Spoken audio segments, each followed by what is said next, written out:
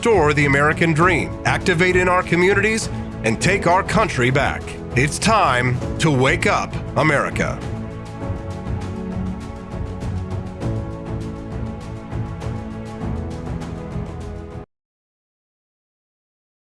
Good morning, Rise and Freedom. I'm Austin Peterson. You're watching and listening to the Wake Up America show at wakeupAmericaShow.com. It's nice to see you today.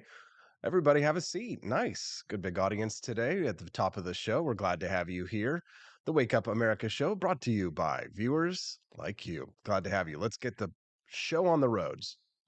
Starting at the top of the hour today, how to brag without sounding like a jerk. I mean, I don't mean to brag, but when it comes to bragging, I'm probably the best there is.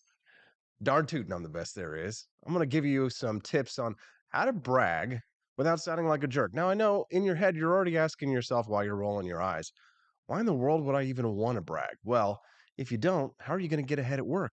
Because everybody else at work is bragging about themselves and they're all jockeying for that promotion or that job that you want. So you need to learn how to brag. And let's just say it's not a humble brag. Actually, people they found like you less if you humble brag, just regular brag. We'll talk about that at the top of the show today. And I'll give you some tips on what you need to know to get ahead of work.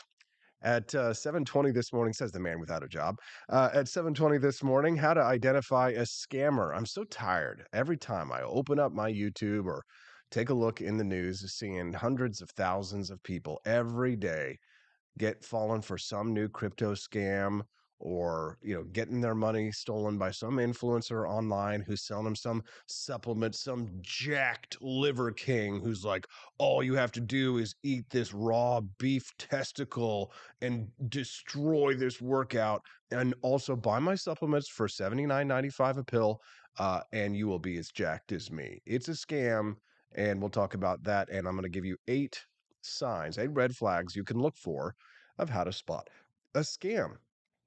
Lots of people getting taken in by these days. And Jon Miltimore, the managing editor from the Foundation for Economic Education, is going to join me today at 7:30 a.m. Central on the line to talk a little bit about these scampreneurs, is what I like to call them, and how you can avoid them. That'll be fun. At 7:51 today, we're going to talk about San Francisco's concealed carry permit laws going into effect. Yeah, that's right. San Francisco, because of the Supreme Court decision striking down their local laws, making it available to be able to actually conceal carry a gun on the streets of San Francisco. Do you think they're actually going to let something like that happen? Or are they going to do like the same thing that they do in New York City, where the governor of New York will pass some rule and then New York will pass some rule? Every time the Supreme Court strikes down their rules, then they just create a new set of laws that have to be struck down by the courts. You think San Francisco will go through with it? Tell you, you want to see crime drop in San Francisco, watch people start dropping bodies of people trying to rip them off.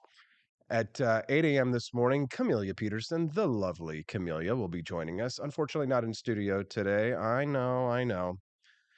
Don't be too sad, but she's going to be here on camera, and we'll talk to her about. I know this is going to freak you out, but it freaked me out when I first saw it. At first, I was like, ugh, and then I was kind of like, can female cadavers be used to grow babies? I know you're immediately like, I get it. Don't panic. Right, we're not going to start. It's not going to be like Soylent Green is people. We're not going to start harvesting, live women and killing them and then using them to grow babies, which I know the left probably thinks that's a thing.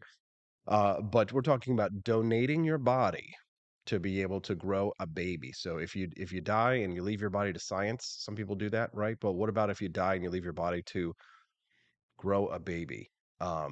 It's a baby. Dingo ate your baby. We'll talk about that with Camellia at 8 o'clock. It'll be kind of weird, kind of gross. And that's what we'll do. And then I had some other topic. Oh yeah, Camellia sent me another topic. I didn't look at it close enough. Camellia, this tweet. It says, "Oh yeah, secular pro-lifers are going after religious pro-choicers." Can you get that right? Secular pro-life people are going after religious pro-choice people. I know it's kind of weird, right? Kind of flips the script. You would think it would be the atheists who want to eat the babies, and then the Catholics are like, "No, don't eat the babies. God loves the babies." But it's actually the atheists saying to the Catholics, don't kill the babies, don't sacrifice the babies to your false god. There you go. There you go. Yeah, it's a weird tweet. Catholics for Choice is the name of the organization, and it's versus secular pro-life. And I gotta say, ding ding. If I wish I had a little bell button I could hit there, but yeah, secular pro-life for life. Okay, coming up at 8:23, the jobs that are most likely to be replaced by AI. Are you going to be replaced by a robot? God, it would be nice if you could just replace all your jobs with a robot, but you can't. A lot of jobs they actually require some creativity. I feel like I'm safe for a little while, or maybe I am actually a robot. But we're going to talk about what jobs could be replaced by artificial intelligence. And if you got one of those jobs, maybe it's a good idea for you to start to take advantage. Use the AI before the AI uses you.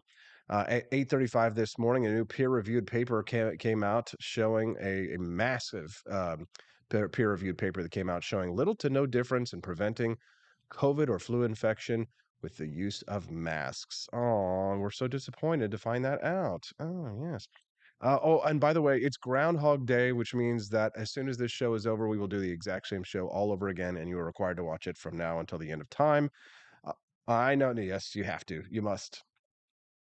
You must, you must, you must.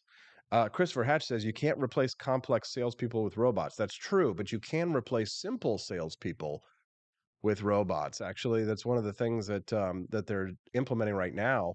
They've got such good voice reactive AI that they can actually set AI to make phone calls to people and to make millions and millions of phone calls and react to the feedback that they get when the person answers the phone to take them through a sales pitch. And they found that a certain percentage of the time it actually works. So that's something to watch out for. Christopher Hatch. We'll see about that. At the end of the show today, one lady stole $15 million in chicken wings. I've been waiting to talk about this story for the last couple of days, but I just never had enough time. I think that's a funny story. Yeah. How do you steal $1.5 million in chicken wings? A lot. That's a lot. Well, of course, she's from Illinois. And then Dr. Phil ends his career. That's right. After a numerous amount of seasons, Dr. Phil's going to have his final season. I know you all love Dr. Phil. He gave us such great moments as the guy who did all that weird revenge porn and then showed up looking like Dr. Phil on the set, as well as that time that that girl showed up and said, "Cash me outside." How about that? And then spawned all those memes. Won't we all miss Dr. Phil? Yes. What my wife loves Dr. Phil. People, the ladies love that kind of drama on TV, but that's really mostly what it was. He wasn't really a doctor, was he? Well, yeah, he was a doctor, but like a doctor of history. And then good news though, something to be excited about. King of the Hill is coming back on Hulu. Yes. Yes, I can see Nathan over there in the corner. He's very excited about that. Damn it, Bobby. We're going to have King of the Hill. Hank Hill is coming back. We can all stop by the Wax Museum and give the finger to FDR. It's going to be great. Everybody applaud. We're glad to have you here. You can text the show today at 573-319-1586. That's 573-319-1586. If you think the show looks extra beautiful today, you have two people to thank. One, Nathan Clark, who showed up before I got here today and set up the set all by himself. Well done. Give him a round of applause. Nathan's doing a great job. His first week here with Stonegate Pictures LLC. And then, of course, we have my lovely wife, Stephanie, to thank because she got me for my birthday that ring light set up. And now we have a beautiful purple splash backdrop here thanks to her. Isn't that nice? Gosh, we have so many wonderful people to thank for bringing you such an awesome show. But it's time to go on, and now I need to talk about myself and how wonderful I am and how to teach you to be as wonderful as I am. How to brag at work without sounding like a jerk. This was an awesome article I read in the Wall Street Journal yesterday. Nobody likes a braggart, right? That's why I haven't been able to get as much ahead in life. But perhaps it's just because I haven't bragged in the right way, because talking yourself up to your team or your boss can actually make you sound good, right? It can also make clear what it is that you actually do all day so that your boss doesn't show up like Lumberg and say, yeah. So what is it that you say you do here, right? Or actually, that wasn't Lumberg. I'm sorry. That was the Michael Bolton's. That was the Bolton. They celebrate his whole catalog all day. Well, if you want to have your whole catalog celebrated every day, you're going to have to figure out a way to make it look like you do something there at the work and not just sit there looking for your swing line stapler, right? But very few of us aspire to be the office blowhard. A lot of people are just content to show up, clock in, do their work, hide like a mouse in a corner, not talk at all to anybody. I certainly have been guilty of that at certain times in my office career. Certainly, as I got like later on in my career, and I would have office, jobs in an office. What I realized is getting involved in office politics can be an absolute nightmare. So I thought to myself, just do your work, shut up, don't say anything and go home. But honestly, that isn't necessarily the best strategy. Learning how to talk yourself up to your boss is a great way to make sure that when the layoffs start flying, that you don't get caught up in the lawnmower of cuts. I'd love to hear your thoughts on this one. You can send us a text at 573-319-1586. Camellia says that the focus is slightly different. Better, looks great. That's, of course, thanks to our buddy over there, Nathan Clark. Well done. The fear of bragging strikes all the wrong people, says Meredith Finneman. She's the author of Brag Better. It's a new book. She was a publicist, and she was struck by the many talented professionals who, no matter how high they climbed, were loath to acknowledge their accomplishments. She says, "We aren't going to get those loud people to be quiet," she says. People, especially women, fear being seen as, quote, too much, right? It's a matter of getting those qualified quiet to turn up the volume, right? So you want to tout your wins in a way that's gracious and effective, helpful, but not jerky, right? I think that's probably what I struggle with, right? Is I brag a lot, but it's more jerky than it is helpful. So I need to figure out a way to do that. I need to get better at this, right? Because the ROI on something like this, on learning this skill, could be incredible. Don't fear the I word, right? So when litigation consultant Alexis Knutson, according to the Wall Street Journal, sent her professional bio to her new boss in the company newsletter, he was underwhelmed. She'd kept it simple, listing off her education and past jobs. He said, try it again, but with swagger, he suggested. It's all about selling yourself, right?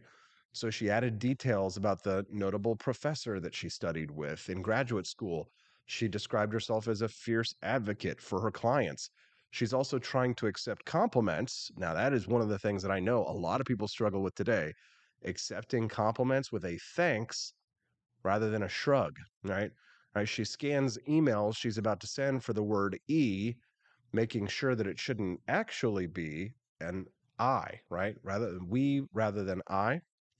Sometimes it really is just you, right? I was able to get this done for you. And someone says, thank you. And someone says, great job. And you say, thank you, right? Not no big deal, or it was nothing, or whatever, you would have done the same for me or something like that. No, you think about this. If you've gotten to a certain point in your career, you probably have skills that not many other people really have. You might be able to do something that not a lot of people can do. As a matter of fact, I mean, I'm not going to humble brag here. I'm just going to brag. But taking on Nathan this week and teaching him how to do all of the things that I do here has really boosted my confidence in saying, "Damn, boy, you could do some shit." Like I really can do some shit, right? Me. There's no we, right? But I can see now how it can sometimes be difficult to analyze or gauge your skills, if you're not necessarily comparing yourself always to others, but if you're always kind of thinking in a we mindset. And sometimes it's a good idea to, have that internal monologue, take a look at yourself and then put up the mirror of self-reflection and say, what is it I'm really capable of? And am I broadcasting those skills appropriately within my workforce or my organization, or even at large, right? Do enough people know that I am capable of accomplishing all of these kinds of things?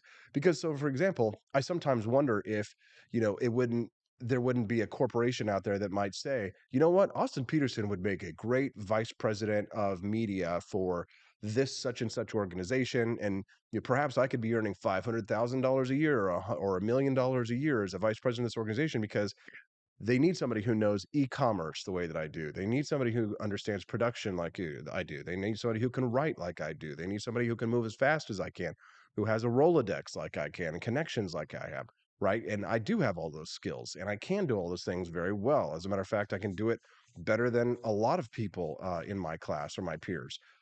That's a brag, right? But then there's the question of, how do we sort of own our story, right? So owning your story, if you don't own your story and sort of spin the narrative about what it is you're all about and your history, other people are going to do that for you, and they're going to make up a story in their head about who you are and what you are. And it might not be a version that you're necessarily comfortable with, or it may not be accurate. Most likely it won't be, right?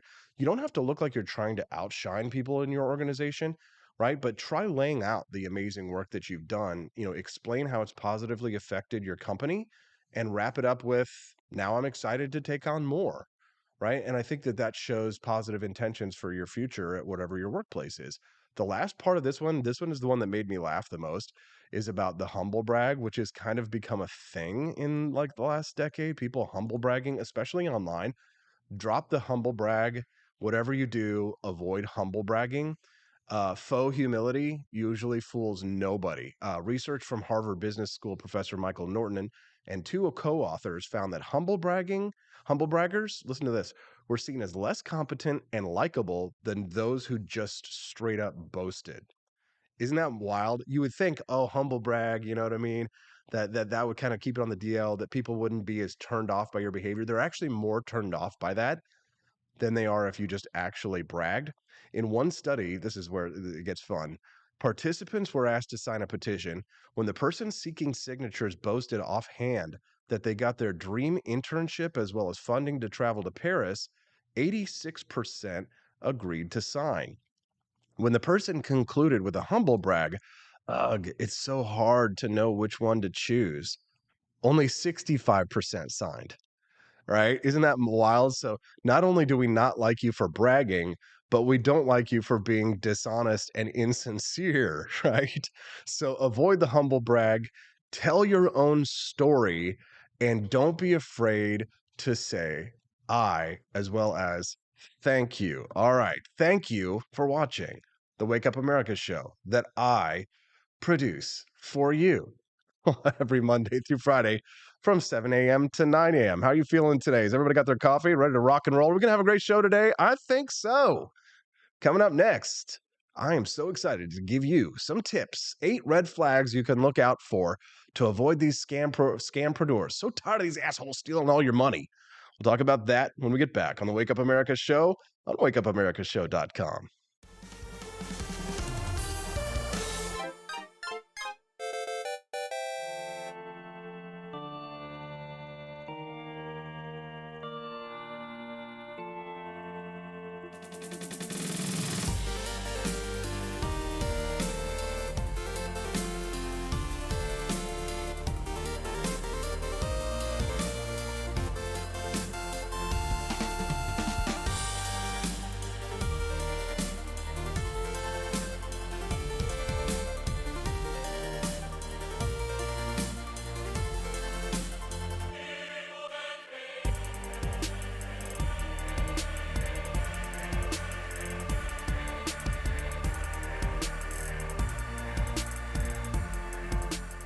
I like shooting things, but whenever I can't shoot something, I like to cut things. My life isn't all about shooting and stabbing and cutting, though. Sometimes I have to do actual work, but when I work, I still like to have fun.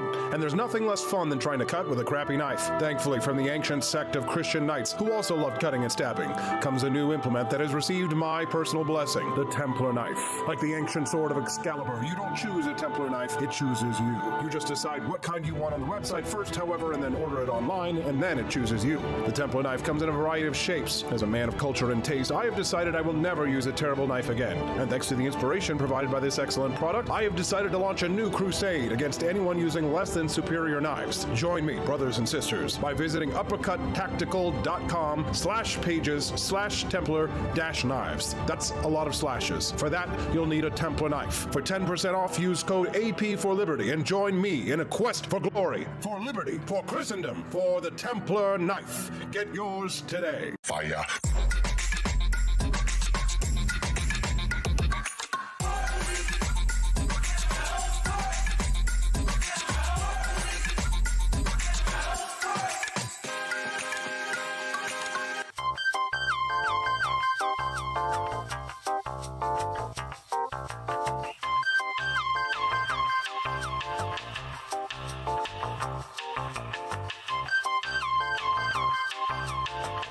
Hello, this is Barack Obama, and let me tell you why Austin Peterson stinks, and you should never pay attention to anything that he has to say. First of all, he's a libertarian. And we all know libertarians are idiots. They don't realize how important government is to everything that we do. I recently became aware that Austin has opened up a libertarian shop at apforlibertyshop.com. Now, I'm asking you as a personal favor to me that you never ever visit apforlibertyshop.com. With all of the great Liberty merchandise there, the last thing that we need to do is to get people spreading this message around the country, because then they might start thinking that they don't need government. And that's the last thing that good Democrats like us want. So if you love democracy, like me, and hate freedom, then don't visit AP for Liberty Shop. Like I said, whatever you do, do not visit apforlibertyshop.com. I'm Barack Obama, and I approve this message.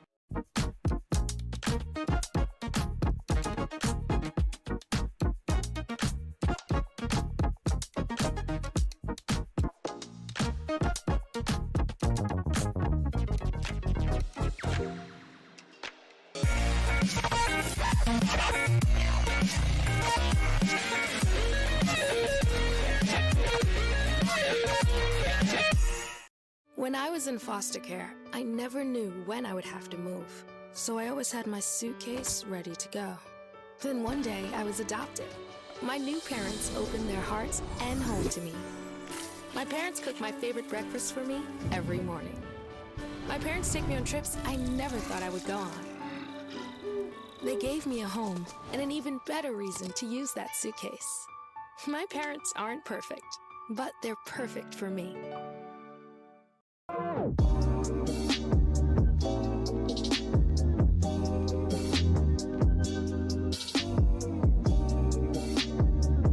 I would remind you that extremism in the defense of liberty is no vice. It is better to settle these matters in the courts than on the streets, and new laws are needed at every level. But law alone cannot make men see right.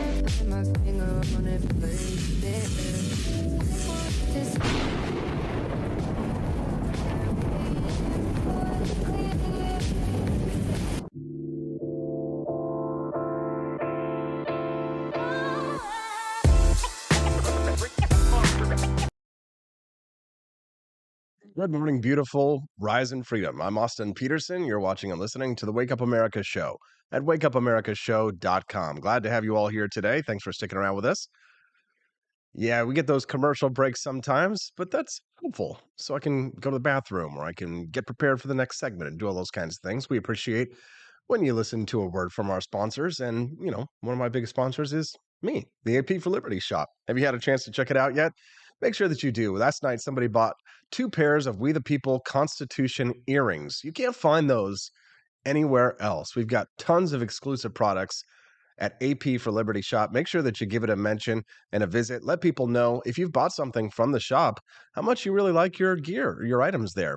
We're actually, if you're a member of the email list today, we're sending out a coupon for 10% off. So make sure that you keep an eye on that. If you've already purchased something from the AP for Liberty shop, however, there's still time to get that 10% discount if you want it.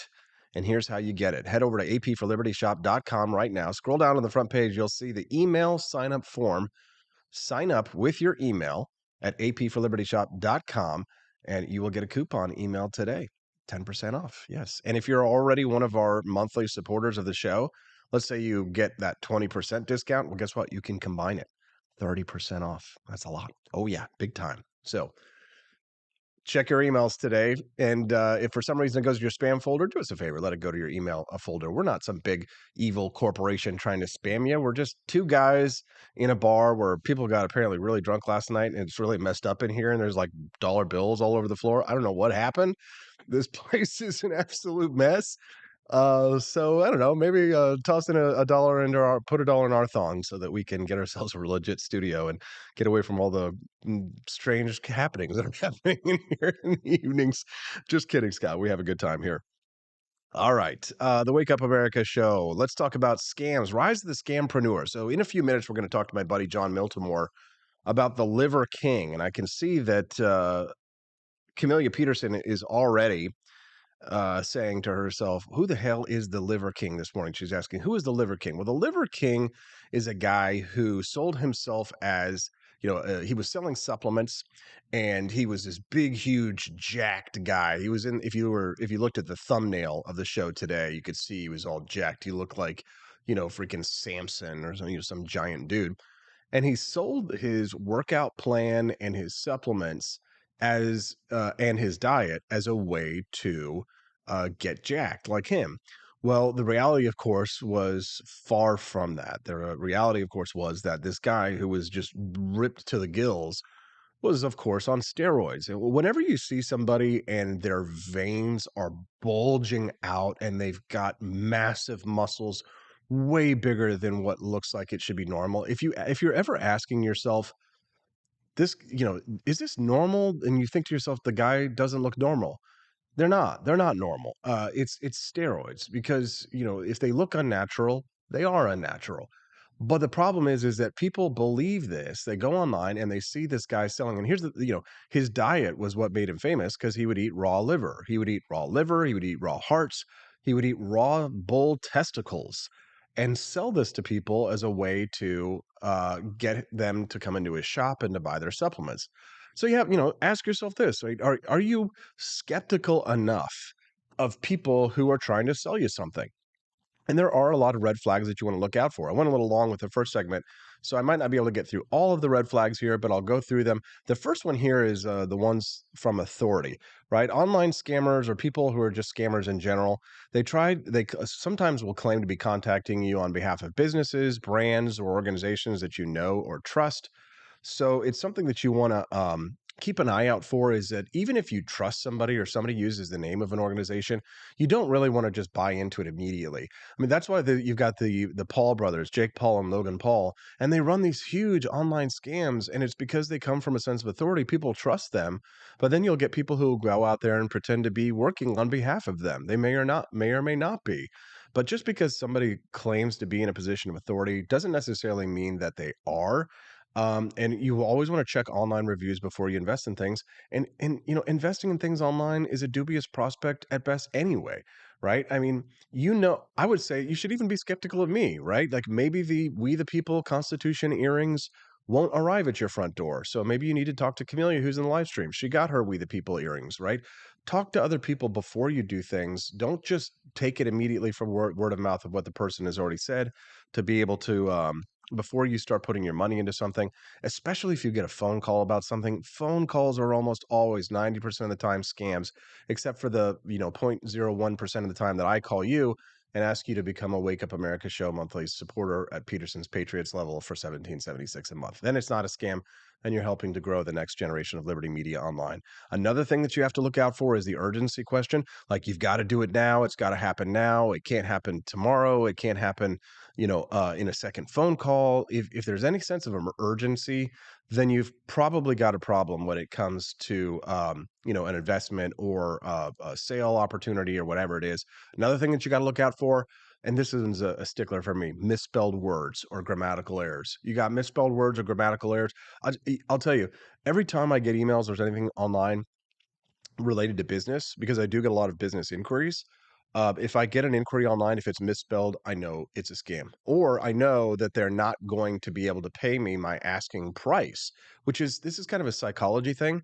But so I sell advertising on my websites and media.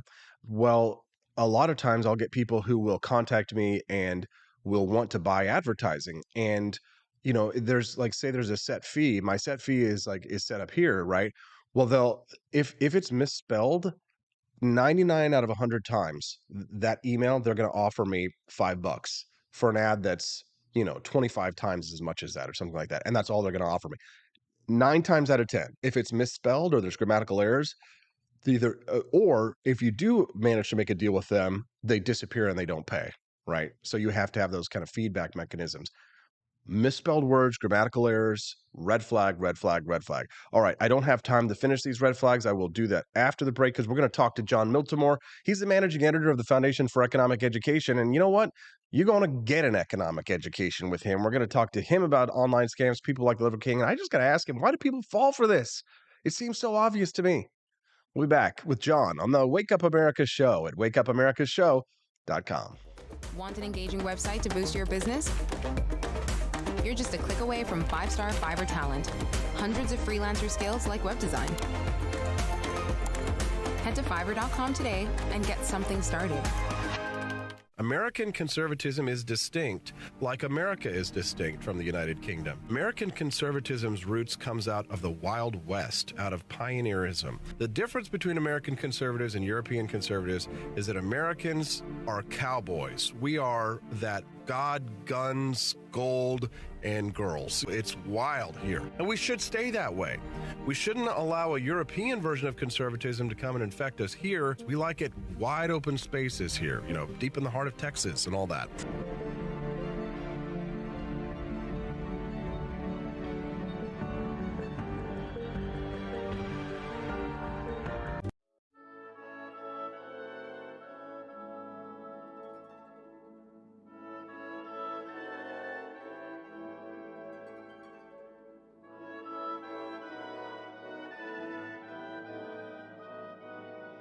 Hey there, it's your favorite Vice President Joe Biden. I wanted to talk to you today about the Wake Up America show, the best source for all your political news and commentary.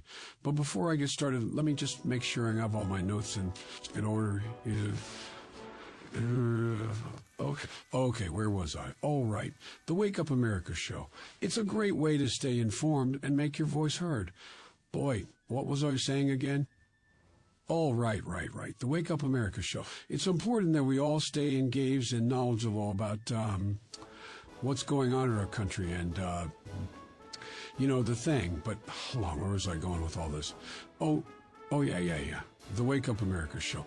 It's a fantastic resource. And if you really want to make a difference, man, you can sign up to be a monthly donor at wakeupamerica.show.com/support. Now,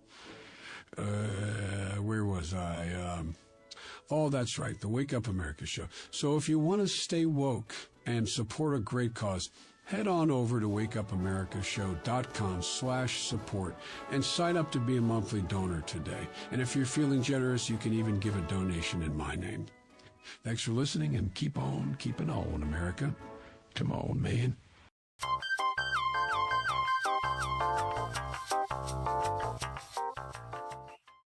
Good morning, Rise and Freedom. I'm Austin Peterson. You're watching and listening to the Wake Up America show at wakeupamerica.show.com. We're all really excited to see Matt Unruh has become a 2-month milestone member of the Freedom Ninja membership program. Let's give him an applause.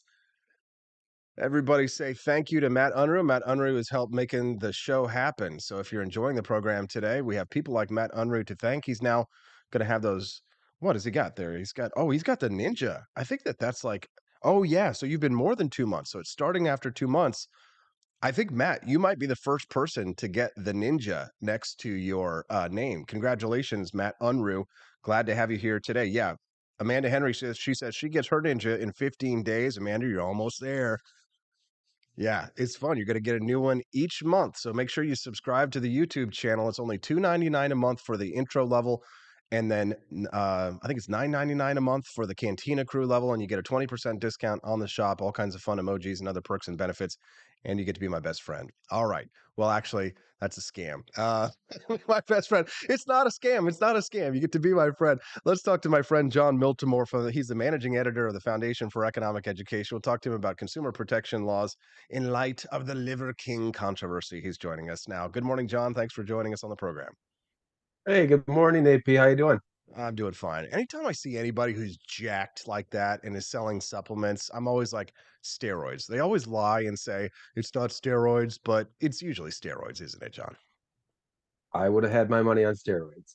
Yeah, steroids. Yeah, for sure. Not that there's anything wrong with that, but it's one thing to say, "Oh, I'm natty," right? That's what like these fitness influencers are calling it online. "Oh yeah, I'm totally natty. I'm totally natty." But like when their freaking veins are popping out of the side of their necks, Jon, it's steroids. I mean, but here's the thing. I guess people just want to believe, don't they, Jon? That's why they fall for this stuff, right? That people are believers. It's a good question. Like, and a psychologist could answer this question better than me. But I do think you're right. Like people, they're looking for stuff, right? They're looking, and not when I say stuff, I don't necessarily mean material things. They are looking for leaders. They want to follow someone. And this guy looked the part, right? He had that great bushy beard. He was jacked. He eats liver, and people are like, "Well, this is awesome. I want to be like that guy." And what's kind of, when you look at his story, he's of course admitted he's a liar now and he's a fraud, and he talks about how insecure he is, right? And who knows if he really is? Maybe this is him, just his apology to her, where he hopes to keep his money, but I suspect he is. He said his quote was like, "I think I'm one of those 80% of the people who really have deal with, are horribly insecure." And you realize, I think that drives a lot of this, right? Like you do have, people that are insecure. They need something, and they're something in modern culture, I think, does leave a hole in us a little bit, and they're looking for it in all these people. And I'm not surprised that this guy got this massive following, because he looked the part. He looked cool, jacked, bit, like I said, bushy beard, but he was cheating people. But I mean, these supplements, here's the thing. Maybe I'm wrong, and I know every time I uncover a scam or I call somebody out for being a fraud, you're going to offend somebody in the audience who like really is a true believer.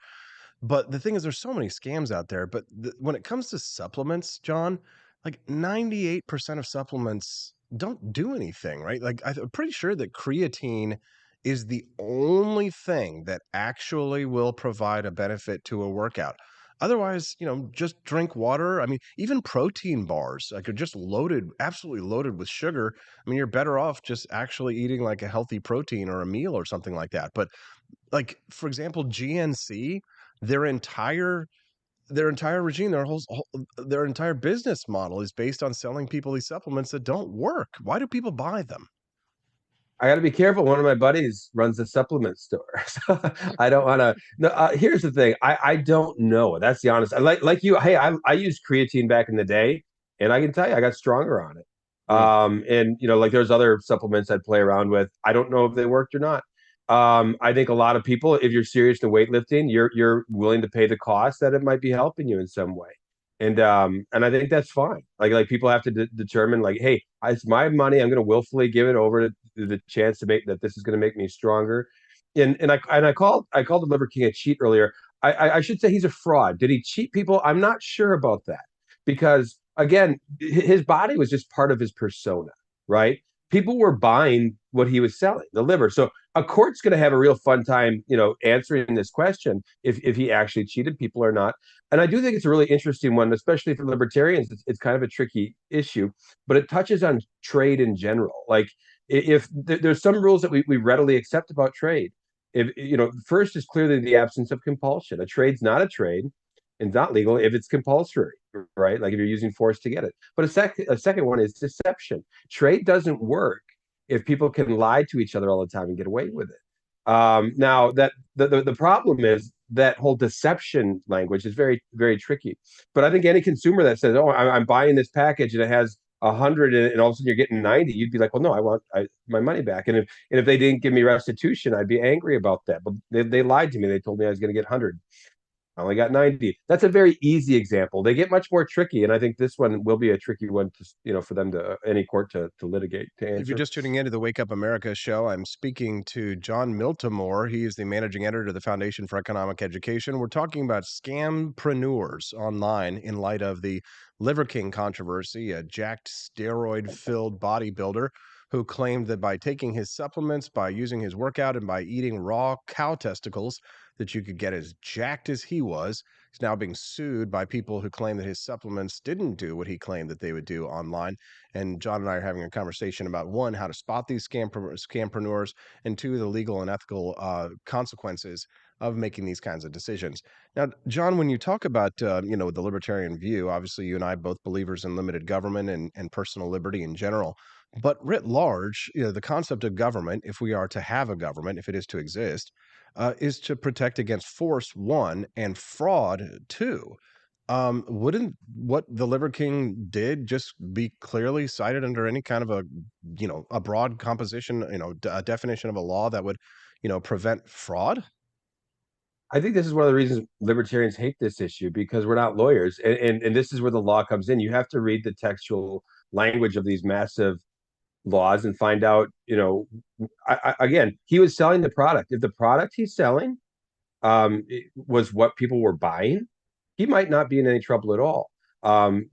We have all kinds of people that lie about themselves, and he's lying about himself. He got big. If he gave an answer in an interview where he said, "No, I never took steroids," will that impact this? Should it impact this? I don't know. But if people were purchasing liver and supplements, and he was delivering everything they were asking, I think you could look at that and say, well, no, they don't deserve restitution. He promised them this, and this is what they got.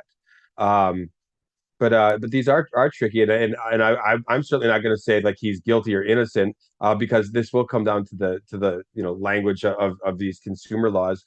And I do think, here's the thing, I sound sympathetic to these consumer laws. I'm really not. I think they really backfire. I think one of the lessons to take from this is why brands have power, right? Like you mentioned GNC earlier.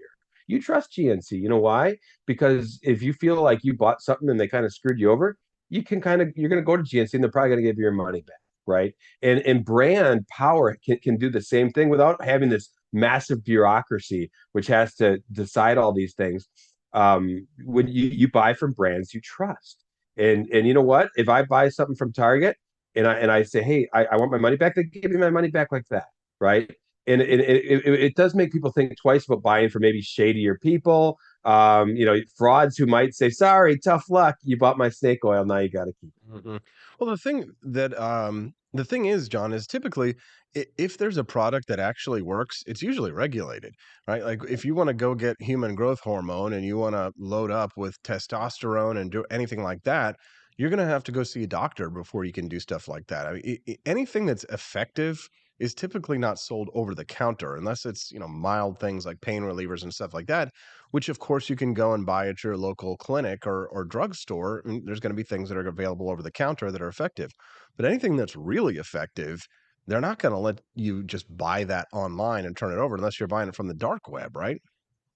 I'm not sure about that. I'd have to think about that a little bit more. Like we were talking about creatine earlier. Mhm. Creatine's not regulated at all, and I thought it was a great weightlifting product. You could put on mass amounts of muscle with it, and I think there was some issues. The one thing with creatine, you got to drink lots of water with it. I think everybody Yeah. would tell you You, that. you want to show But us I your think there are muscles, John? probably Let's see what's those. Let's see 20 those years ago I creatine had some muscles. muscle. Yeah. But yeah, like I think there's probably some stuff out there that works that isn't regulated.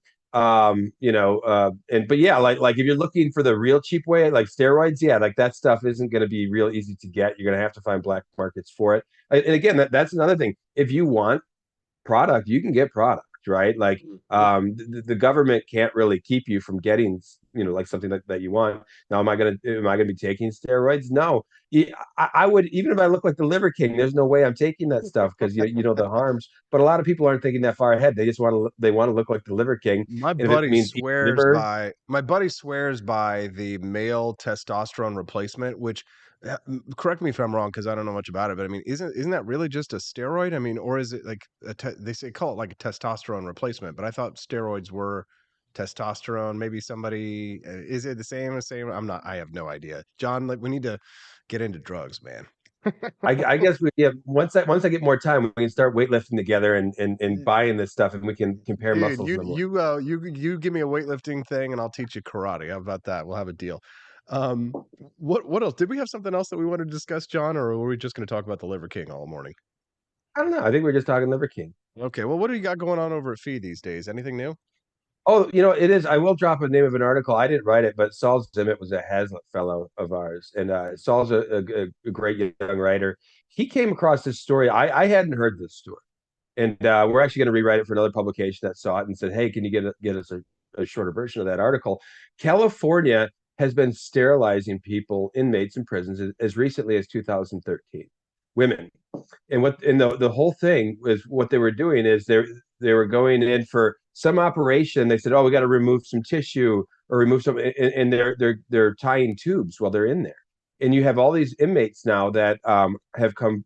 And again, this is not me just saying this. The state of California has recognized this.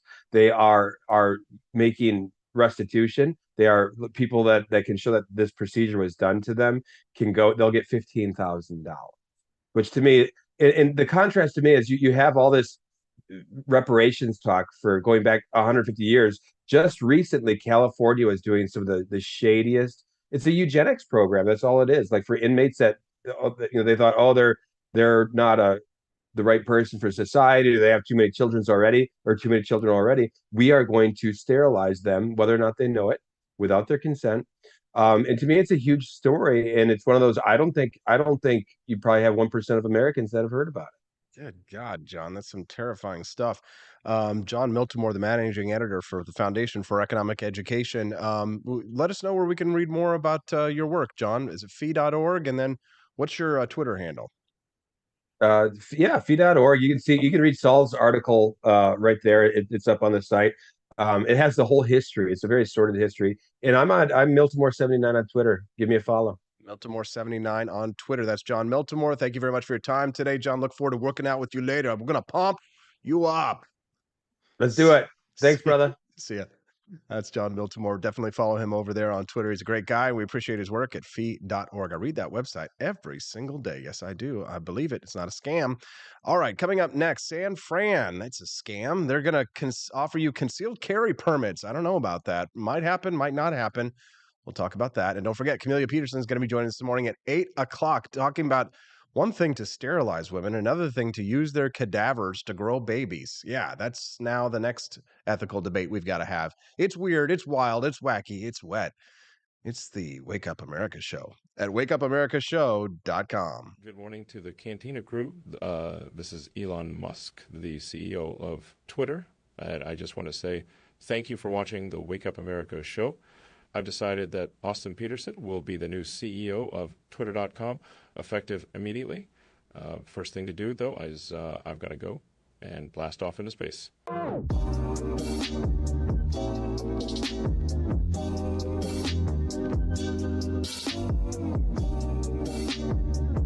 If there wasn't going to be somebody who was a fiery champion of liberty, somebody who would get out there and who would be aggressive, and if they wouldn't do it with more fire or passion than I had, then I would go and I would fight this battle for us. I've fought for the principles that we all share. Parties tend to be secondary to me. We're here because we believe in the principles of liberty. I am not a perfect messenger, but I think I'm a damn good one. This is a replica of our first president's flintlock pistol. You have my full support, my respect, and my gun.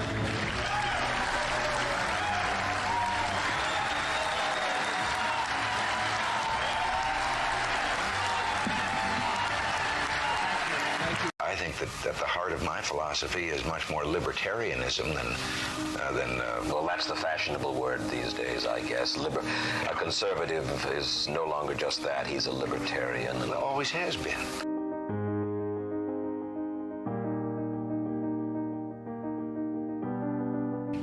Yet any time you and I question the schemes of the do-gooders, we're denounced as being against their humanitarian goals. They say we're always against things, we're never for anything.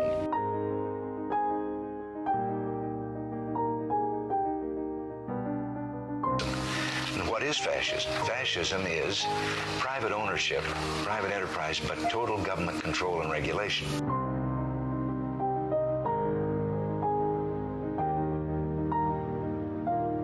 Well, the trouble with our liberal friends is not that they're ignorant.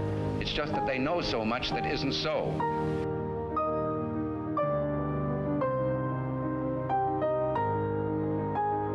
If we lose freedom here, there's no place to escape to. This is the last stand on earth.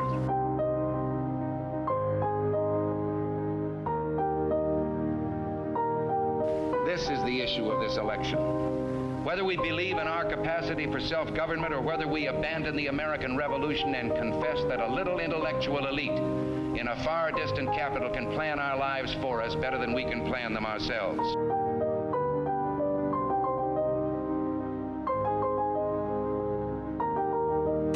Conservative, so-called, is the one that says less government, get off my back, get out of my pocket, and let me have more control of my own destiny.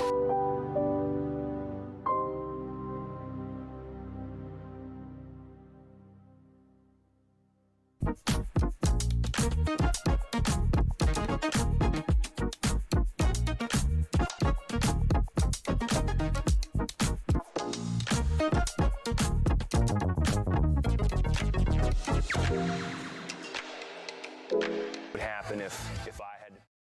Good morning, Rise and Freedom. I'm Austin Peterson. You're watching and listening to the Wake Up America show at wakeupAmericaShow.com. We love seeing that number of people popping up over 40. It's good to see.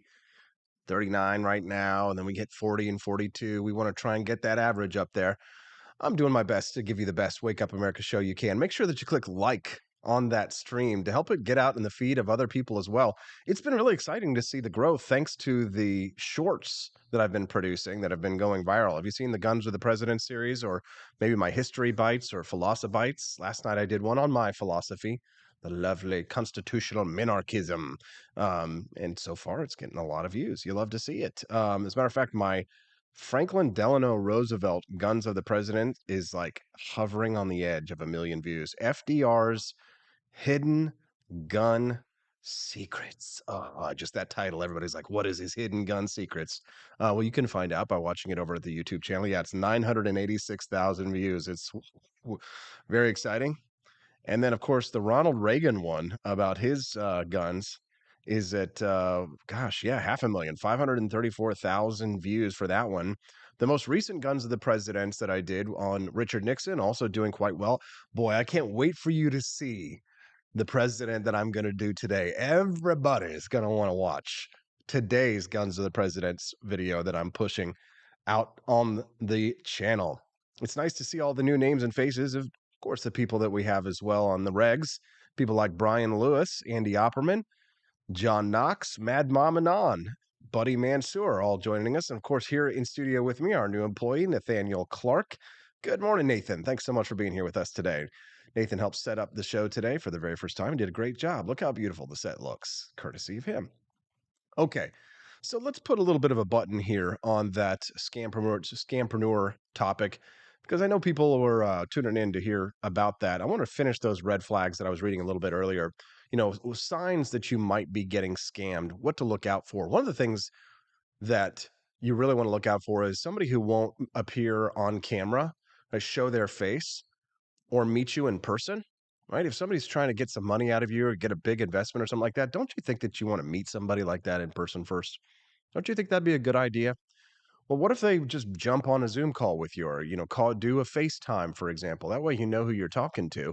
I mean, somebody said if you had a thick Indian accent, that might also be another example that you're in trouble there with somebody who might be trying to scam you. Yeah, that's absolutely true. Definitely something to look out for, because they run so many of those call center scams out of India. But if somebody won't appear on camera or meet you in person, that's a red flag. Another one is a price that's too good to be true. I don't know about you, but I have been scammed on the Facebook Marketplace, where it was basically just that somebody didn't tell me that something wasn't working, right? And so the price was too good to be true for the product. They didn't say that you needed some kind of a device in order to get the thing working, and the device cost more than the item they were selling, and they didn't have the item. They didn't tell you that you needed that. And then when I did pay more to go get that item in order to get the TV working or whatever it was, it didn't work even once I got that product working. So you got to watch out for prices that are too good to be true, especially when you're on the Facebook Marketplace, because there's so many terrible scams. Instagram scams, marketplace scams, eBay, Amazon, right? You got to make sure that you got to check for verified and satisfied customer reviews. Number 7, the last one, or it's the second to last one, a promise of easy money. Man, if anybody ever tells you that money's going to come easy, run like hell. Just say no, because it just doesn't. It doesn't.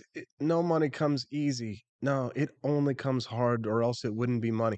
If money came easy, it wouldn't have any value, right? The things that we esteem too lightly or hold too cheaply and done something too dearly. God, I cannot remember what that quote is from the founding fathers. What we esteem too lightly, we hold too cheaply, and too dearly. Good God, what we esteem too lightly. Here's the quote. What we obtain too cheaply, we esteem too lightly. It is dearness only that gives everything its value. Heaven knows how to put a proper price upon its goods. And that quote came from Thomas Paine. Thank you. Good God, Austin. Please give me that sad trombone. From Thomas Paine, The American Crisis of 1776. It would be strange indeed if so celestial an article as freedom should not be highly rated. Let's give a round of applause for Thomas Paine, not my butchering of him. How about that? And then let's move on to the final rule of how to spot a red flag: request an unusual payment option. So if you're typically used to making payments, one way for a type of product, right? Just enter in the credit card, fill things out online. If they're asking you to Venmo the money, right? Sometimes, or if they want like wire transfers, or one of the biggest red flags is that, oh, they want to pay in a cryptocurrency token. Like, I know that people really not every cryptocurrency is a scam. People are just trying to get a cryptocurrency on its feet. And so they're trying to get people to make use of it. But whenever somebody offers to pay me in a cryptocurrency, I'm like, as much as I despise the Federal Reserve and like Ron Paul would like to burn it to the ground in Minecraft. FBI, if you're listening. Then I accept Federal Reserve notes for all debts, public and private, if you will. So, what to do if you think you've been scammed? Of course, every state has their own Consumer Protection Bureau. You can call them, or you can go all Batman on them, which I actually don't recommend that you do, because great way to get killed unless you know karate like me. All right, I don't have time to talk about San Francisco issuing permits for concealed carry, even though I think it's a great thing, because we're going to talk about dead bodies being used to breed the next generation of babies. Isn't that, isn't that weird? What a way to tease. I'm going to go get Camellia Peterson. We're going to talk to her. I'll be back in just a minute on the Wake Up America show at wakeupAmericaShow.com. I'm Donald Trump, and I approve this message. Believe me, Austin Peterson is the best. He's got the greatest Wake Up America show I've ever seen. Whenever I tune in the mornings and watch the live stream, let me tell you, he has got the absolute best content. I love his guests. It's just a total blast to watch, and I highly endorse and recommend the Wake Up America show. It's terrific, believe me. Hello, my name is Kelvin. Welcome to Frenchy Bush. This is my Didi's website, and I've decided to speak to you with my real voice for the first time ever to tell you about how cool Frenchy Bush is. But I've decided that this is the perfect opportunity to share with you. Frenchy Bush is a good website. You should follow us on socials. If you like Frenchies or any kind of bulldogs, me and my new brother George are going to try to make your life more fun. Hello, I'm George. My neck isn't really thick yet, but it will be. We are so glad you're here. Please ignore my floating eyeball. It helps me spot predators who might be approaching from the sides. Didi made Frenchy bullshit to review things that he uses on me and my brother to tell you if it's good or bullshit. Take this collar, for example. Didi really likes it. Didi said it's really handy because us Frenchies got thick necks. Need something really tough. People think Frenchies are little, but if you look at us from below, you can see we are really pretty buff. Beefcake, yes. Look at my creamy thighs and chest. Yes, you like that? Big brother, please focus. Frenchy Bush. Please follow us for more great content and read the Frenchy Bush blog for more fun and cool stuff.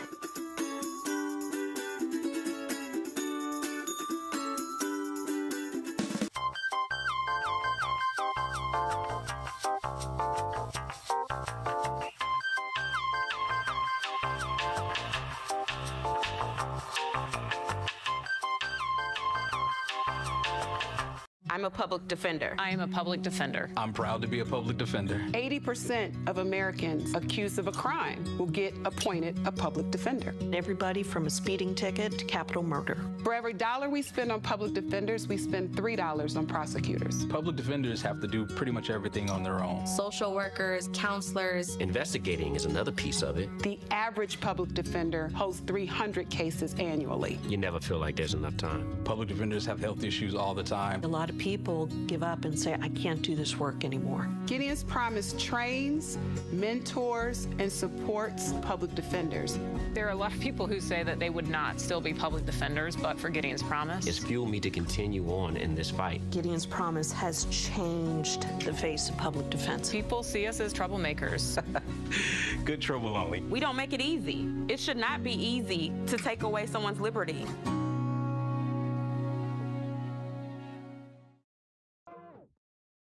Good morning, Rise and Freedom. I'm Austin Peterson. You're watching and listening to the Wake Up America show at wakeupAmericaShow.com. Glad to have you here today. It's time to rock and roll. All right, so organ donation. right? A lot of people are organ donors. Are you an organ donor? I actually was convinced in college, listening to a speech of a young lady talking about organ donation and why it was a good idea and how you could save so many lives. And I was convinced to do it, right? But even though, I was kind of terrified that my organs might be harvested, right? I would wake up one day in a bathtub with a note that says, "Don't move, your kidneys have been removed." And you're just like, a tie hooker set you in the bathtub. All right, this segment's already starting to fall apart. I better bring in Camellia to save my ass. She's here now. CJ, good morning. How are you today? Good morning. There's been some interesting topics this morning already. Yeah, no kidding, right? I feel like I'm starting to really get down the kind of stuff that people like to hear and see. So, the um, the question of organ donation, real quick. Are you an organ donor? Do you have a view on it in general? I don't even know if I am. I think I'd have to look at my license. I can't remember if I ever did that or not. I don't. I mean, I don't have a problem with it. Hmm? I can't think of any reason why not, but I don't know. Well, then the next topic should be quite interesting because now we're going to have this ethical debate about using human cadavers to raise the next generation of babies. Mwahahaha. This sounds like some mad scientist stuff, but do you kind of want to break down the basics of this science? Right. So there is this lady, this researcher who is basically proposing that people who are in a persistent vegetative state, um, and their brainstem is not functioning, that they could serve as breeding vessels. They could be, a gestational carrier for babies, for people who want to have like a surrogate. And, I first looked at that. And of course, I've seen, seen it being talked about in different places, and people are freaking out about that. And this is what happens when you have atheism, Of and there's all sorts course. of ethical. It's our fault. There's all sorts of ethical, arguments, and really, to be honest, when I was reading through this summary of it, and this article that was, talking about some of the things that this woman had said when she was proposing this, one of the thing that really jumped out the most to me was that she said that men could also have the potential to gestate, meaning the pool of potential donors is further increased. And I still haven't quite figured out how she's making that work with the science. So, Well, okay, so check myself before I wreck myself on this one. From what I understand, it is technically possible to implant a uterus inside of a male body, and if it does not reject it, then that uterus could then be used to gestate a baby, and they're working on that technology right now for transgender people who wish to have a baby. And for those who are not necessarily science forward or who are skeptical of the science of this one, look into it. It's actually been a technology that's been worked on for quite some time. And I didn't know that. yeah, it's been technology been working on for quite some time. They right now artificial wombs have received a little bit more priority in this space.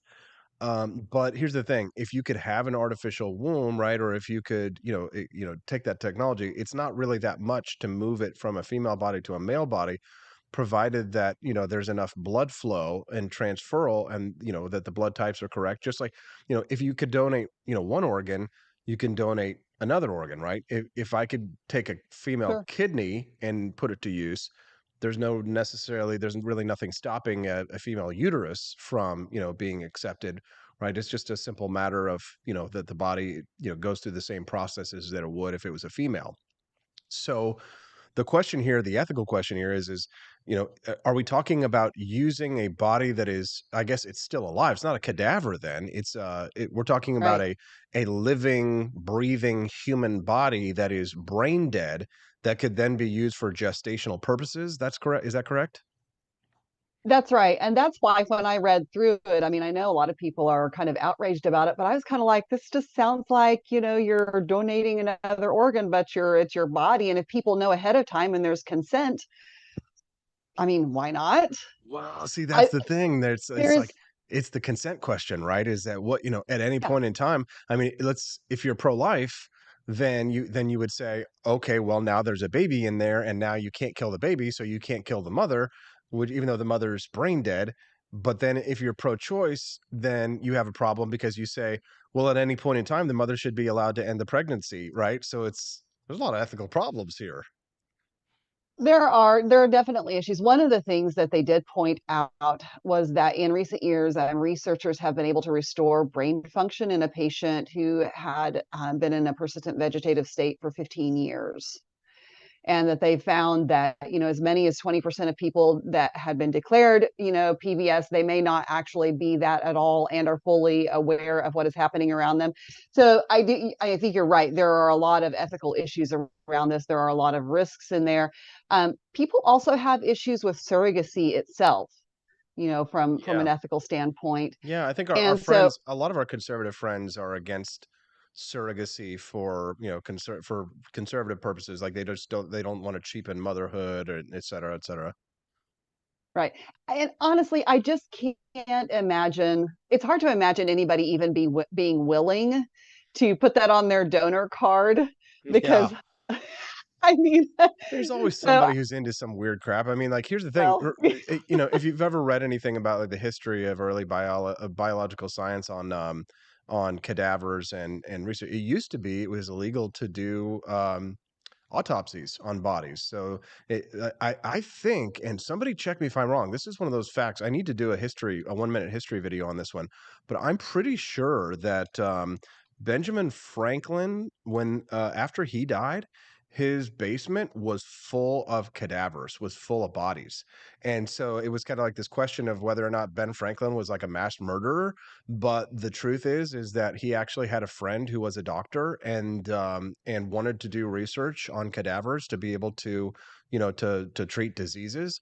But that, it was illegal at that time. And so it took like the changing of, it wasn't until like the early 1800s when they finally were like, okay, it's ethically allowed for you to operate on cadavers because, we want to be able to solve the problems of biomedical science, the cure of diseases. So, what was 100 and, 200 years ago or something like that was considered unethical is, perfectly ethical today. right. And I think that's something. There are a lot of advancements, whether it's in the field of medicine or other fields, that have been somebody pushing the envelope to start and have not always been considered kosher. So I think that's hard. I mean, it's tough to decide, whether or not it's okay to do something. I think there are probably some very clear lines, but this is one that I don't know. There's a lot of things to it, but I don't think anybody's going to willingly volunteer for it either. Maybe the weird here people. it is. Here it is. Why was Benjamin Franklin's basement filled with skeletons? Repairs on Franklin's old London house turned up 1,200 pieces of bone from at least 15 people in 1998, conservationists were doing repairs on Franklin's old house. They found over 1,200 pieces of bone. Forensic investigations showed they dated to his day. He was but an anatomy school run by his young friend and protege, William Hewson, because they were an ethically ambiguous business at the time. The Franklin was housing illegal studies of cadavers in his basement so that they could do biomedical science. So he was ahead of his time. So that's the thing, anytime the conservatives are like, well, just obey the law. It's like, man, the founding fathers did not obey them some laws, did they? No, They were not being, and yeah. well, and I think it's like we always need this balance of people who are constantly looking at the ethical question of things, whether it's moral. I mean, because we need those things to keep us in check. But at the same time, we also need those rebels who are willing to push the envelope and to take the risks and to maybe do things that are maybe not so socially accepted Yeah, to no, keep I moving us agree. forward. What do you think about what's your opinion on the sale of medical organs? Should I be able to sell a kidney if I want to? $15,000 for a kidney? Yeah, go buy it. Should we set the human organs onto the laws of supply and demand? Well, I guess my first question is, how many organs can you actually sell and still survive? Yeah, this is where we get into, the organ donate. I'm gonna be an organ donor, but I don't know, I'm sure there's lots of complications with it, and there would be lots of contract guidelines that would have to be in place. But I'm just kind of the opinion that if you want to do something, if you're not hurting somebody else, do what you do. Do you? is nobody in the chat gonna make the penis joke here? Organ donor, come on, for God's sakes. What? Oh If my you're just God. if you're just tuning into the Wake Up America show with Austin Peterson, I'm speaking to Camellia Peterson. She's my good friend. We're not related. You can text the show at 573-319-1586. We're talking about organ donation, specifically a new technology that would allow us to keep women's bodies alive, and not just women's bodies, men's bodies, and use them for gestational purposes. The question, of course, is if something like this would be ethical. But the problem with allowing organs to be sold, which I think is a real problem, is that once you kind of create that market incentive, like there's already a black market for organs, but Sure. I don't necessarily believe that the black market for organs would go away. It might actually create more of an incentive for people to, you know, for Thai lady boys to, stab you in the chest and put you in a bath and, remove your organs and leave you in the bathtub, right? So I don't know. It's kind of a little tricky problem for libertarians there, don't you think? Yes. Well, let me back up and ask you something. When you're talking about women carrying out a pregnancy, even if they're brain dead, so what do you do if a woman is in an accident or something and is in a persistent vegetative state? She's already pregnant. Mhm. Who gets to decide if if they keep her alive and let that pregnancy, go the full 9 months? Yeah, that's such a big problem there. But I mean, consider like the situation, like the ultimate situation, which would be like the ultimate positive situation. Say like a husband and wife, like, they make a pact that they want to have a baby, like more than anything. And so they plan for the future, say they've got the money for it, and she's in a terrible car wreck and she's brain dead. And they have she's gone, and her brain is gone, but her body is still there, and they want to have a baby. And she signed all of the papers over it, and in the most positive spirit possible, right? They do the implantation, like, which is itself a sort of tricky situation there. I'm going to go ahead and guess that it's going to be artificial insemination. Let's just not go there with the other weirdness. But with the artificial insemination process going forward, then they have a baby, and it becomes, I don't know. They're probably going to make a movie out of this with like Scarlett Johansson and Ryan Reynolds at some point, but I could see something like that unfolding, right? And then, they have to, or maybe he dies and, they had frozen his sperm or whatever, and, she implants the baby inside of him. I don't know. It's weird. It's weird. It's weird. It is weird. But I mean, as the civilization advances, we have to wrestle with these things. I think that's important. I know, but we probably only do it on this show, and then everybody thinks that we're awful, filthy degenerates, and then Oh, move on. well. And then 10 years later, conservatives adopt our view on it. Okay, so next ethical question on this one is secular pro-life going after the religious pro-choicers. All right, I just want people, because I know that we're really dealing with brain-busting sort of concepts here. So consider this. We got on one side of this debate, we've got secular people, right? No God, maybe no God people, with there's definitely a God, you must follow him. On the other side, people, and the secular people are the ones who say don't kill the babies. And then you've got the pro-God people over on the other side, and they're like, it's okay to sometimes kill the babies. So secular pro-lifers versus religious pro-choicers. I've set this up for you. What's this situation unfolding online right now? So one of my favorite pro-life groups is, well, their acronym, and I can't remember their full name now. It's PAUU. You can look that up on Twitter or probably even Google it. But they are a secular pro-life organization. They've been super active in, protesting protesting at, the Capitol and the March for Life and things like that. And the thing is I think that they are even more effective than your typical pro-life advocates because they're coming at it from a scientific point of view. They're not coming at it from a religious point of view. But they retweeted this, and I just thought, wow, okay, so the secular pro-life Twitter account quote tweeted this group called Catholics for Choice. And it's this picture of Saint Bridget and his feast day of Saint Bridget, the patron saint of fertility and children. And the reason that she is a saint is because while she was an abbess, a nun got pregnant. And as a manifestation of her faith, Bridget blessed her, causing the child to disappear without birth and without pain. And she shows us that abortion is part of life. And it's like, poof. Like, where do you even start with that? And so, the secular group is like, I guess, religious pro-choicers think abortion is like miraculously making embryos and fetuses vanish. And it's like the things that people do, the hoops they jump through to justify themselves. And, so let's be real. Let's be honest. These types of people, I don't know, I say that they're fringe and that there's not all that many of them. But the thing is I think it's, anything in the world of Christian. Way more religious pro-choicers than there are secular pro-lifers.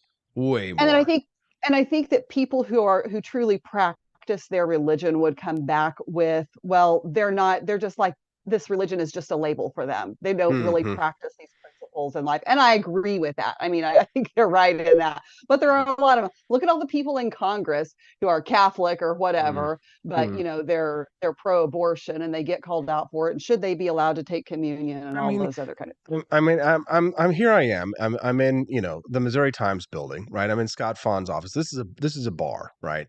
And this is where all the legislators come and drink after the session, okay? And I'm looking at this office, and there is a wall. I mean, it's not a wall, it's a pile of money that is just all over the floor.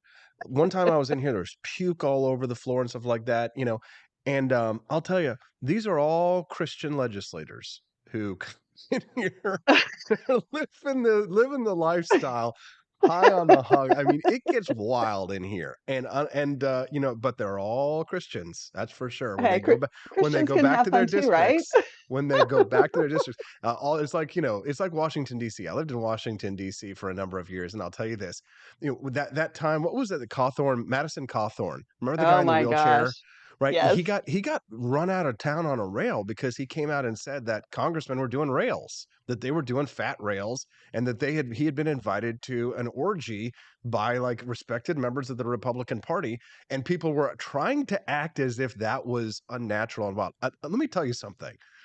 Republicans know how to party, okay? It is not outside the realm of understanding that there are Republican cocaine or orgies going on in Washington, D.C. Oh, for sure. That's got to be the least of the craziest wild things that our Christian legislators are engaging in on a daily basis. So, take it whenever somebody, whenever Madison Cawthorn made those accusations, and then of course all of those hit pieces came out of him where they were like showing the video of him like being naked and like goofing off with his cousin and all that kind of stuff, crowing like Remember those? You remember those? Yes, I don't want to think about that again. That's just Tuesday. I mean, I guess what was last night here at the bar where all this crap, where people are puking and throwing money everywhere. It was like, it was Wednesday night? Just a Wednesday night in the capital of Jefferson City. Just an average Wednesday night during the session. What happens in the speakeasy stays in the speakeasy, right? Yeah, until Austin comes in and sees the used underwear left on the floor. All right, I got to run. Camellia Peterson, anything else you think our listeners should know before we let you go? Well, I just wanted to point out real quick that it occurred to me while you were talking about scampreneurs that, yes. I mean, like, this is not really humble bragging, but I think I have a pretty good BS radar. And anyway, it came across my Twitter feed last night that one of our favorite scampreneurs is out of jail and back and tweeting. Oh, so Andrew Tate. Oh, Andrew Tate. Yeah, he's back. He's back. Boy, I tell you, it's so funny, the Andrew Tate thing, because, he's got so many fans, and you and I talked about this before, where it's like, we don't understand why people have so much loyalty to people that they've never met online. but like there is this guy who sends me Instagram direct messages like almost every day because he hears me talking shit about him. And he sends me messages like every day, like defending him. He's like, where this person is saying, "Oh, it's all a lie." Oh, Andrews are like, I'm like, and I just sent him a message. I'm like, do you really love this man, don't you? And then he gets really flustered and embarrassed. He's like, no, I'm just trying to change your mind about him, and it's all. And I'm just like, so the question that I asked for him, and I think this is going to be my standard going forward, is I asked him, I go, would you hope that if you raise your son, that you would raise your son to be like that? And then they're like, oh, justify, rationalize, cognitive dissonance, right? People just don't, when you look at it like that and you ask yourself that kind of a question, right? It changes people's perception at that point, right? Because, a lot of people see the money and the cars and all of the women, and they're like, if you've never had women, or if you've never had money, right, or if you've never had a decent car, that might be to you the pinnacle and of success. But I'll tell you something, as somebody who's, pretty much had it all in life, there's really nothing like meaningful relationships and having, taking pride in your work and, having a community of people around you that are proud of you as a much greater marker of success than some stupid Lamborghini. It's just my view of things, Camellia. Well, and I think that everybody should remember the old adage, if it seems too good to be true, it probably is. There you go. Right. So probably don't join Hustlers University. Join the Wake Up America Show monthly club. How about that? I want to scampreneur your ass. Don't let him scam you. Let me. Just kidding. Just kidding. Somebody's going to take that one day and super cut that into a clip and use those words against me. Camellia, I appreciate you very much. Have a wonderful day. Have a great weekend, everyone. We'll talk to you next Tuesday on the Wake Up America Show. Every Tuesday and Thursday, Camellia Peterson comes on the show. Give her a round of applause. Isn't she great? She's the best. We love her. That's why we have her on twice a week. All right, what's coming up next, AP? What you got for us on the Wake Up America Show? Pull up the rundown. Are you going to be replaced by artificial intelligence? I have the list of jobs most likely to be replaced by artificial intelligence when we get back. And then gas stove regulations. Don't tread on my gas stove. Yeah, it looks like they're not going to just try and ban it completely, but they might try and regulate it out of existence. We'll talk about that on the Wake Up America Show at wakeupAmericaShow.com. Good morning to the Cantina crew. This is Elon Musk, the CEO of Twitter. And I just want to say thank you for watching the Wake Up America Show. I've decided that Austin Peterson will be the new CEO of Twitter.com, effective immediately. First thing to do, though, is I've got to go and blast off into space.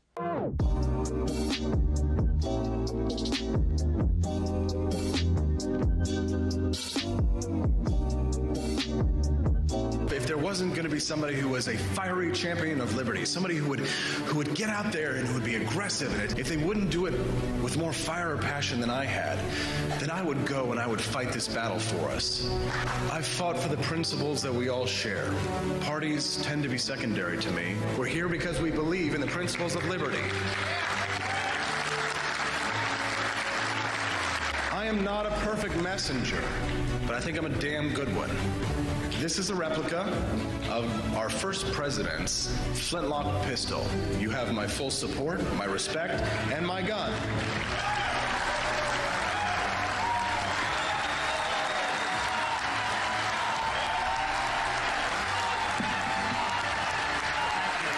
I think that the heart of my philosophy is much more libertarianism than well, that's the fashionable word these days, I guess. A conservative is no longer just that. He's a libertarian and always has been.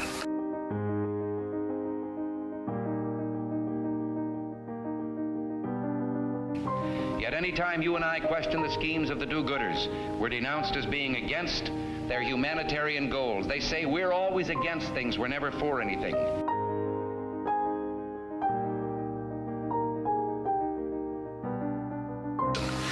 What is fascism? Fascism is private ownership, private enterprise, but total government control and regulation.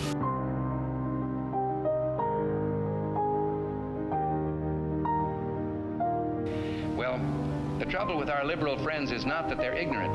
It's just that they know so much that isn't so.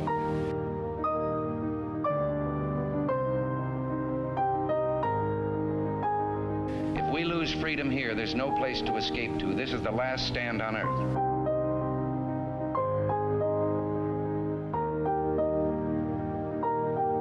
This is the issue of this election. Whether we believe in our capacity for self-government or whether we abandon the American Revolution and confess that a little intellectual elite in a far distant capital can plan our lives for us better than we can plan them ourselves.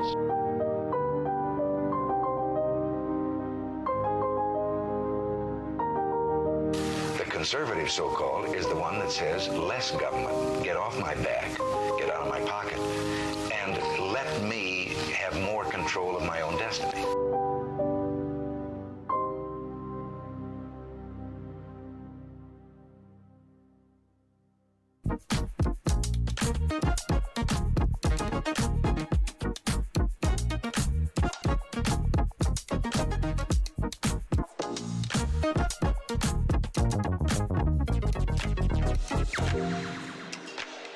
What would happen if I had to pick up the phone, call 911 for one of my family members or one of my neighbors? What would I do if no one was on the other end to respond?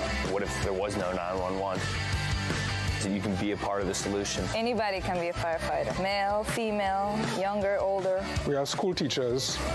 We have leaders in business. Is me, you, anyone that wants to be. There is no typical firefighter. Do you hate the deep state? Do you reject the Antichrist in all his ways?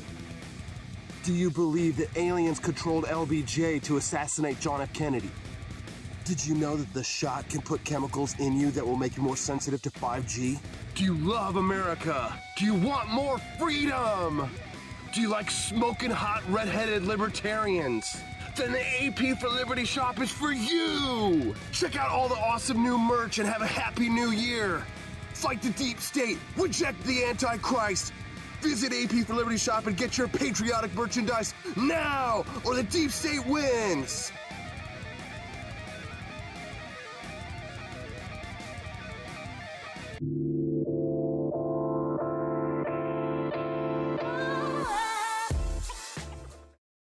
Good morning, Rise and Freedom. I'm Austin Peterson. You're watching and listening to the Wake Up America show at wakeupAmericaShow.com. It's been a great program today, don't you think?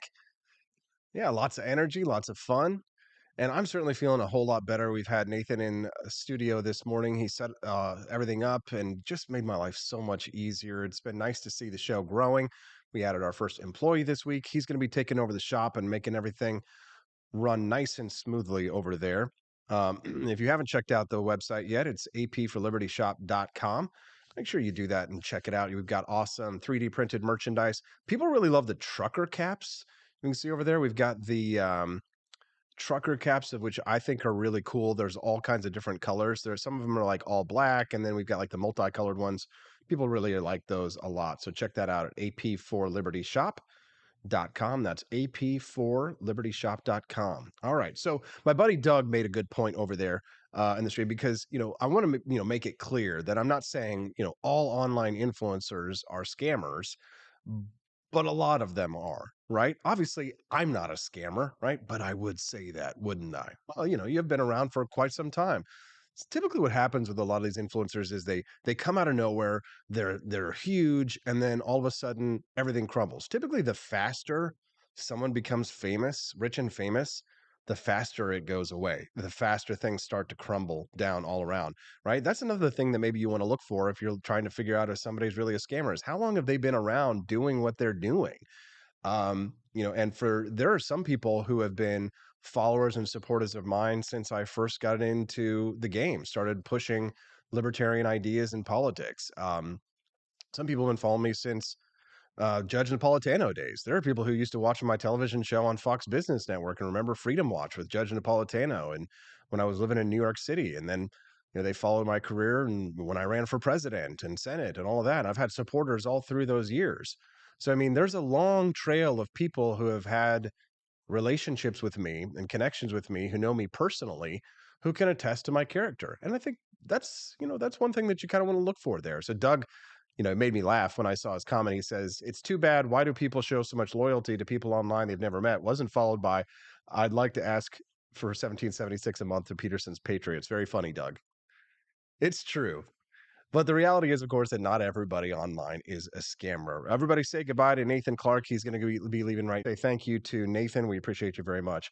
CH over on the live stream says, I still have your Austin Peterson for president on my Chromebook. That's awesome. See, I'm going to guess that that's Chris Hughes over there.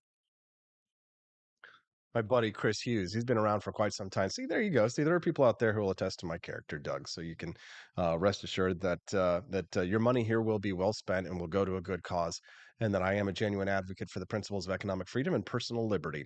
All right. Somebody asked earlier in the live stream if they could, where can they watch my Guns of the Presidents videos? It's right here on YouTube. So if you go to my YouTube channel, I've got playlists set up for my Guns of the President series. So you can watch all of those. Also, if you are on the live chat over on YouTube right now, make sure that you click live chat instead of, what is it? Oh, Casey Holland. No way, Casey. How have you been? Now, Casey is an old school friend. Casey has been around since 2008. I mean, he is an OG buddy of mine. So, Casey Holland, man, Casey, let's give him a round of applause.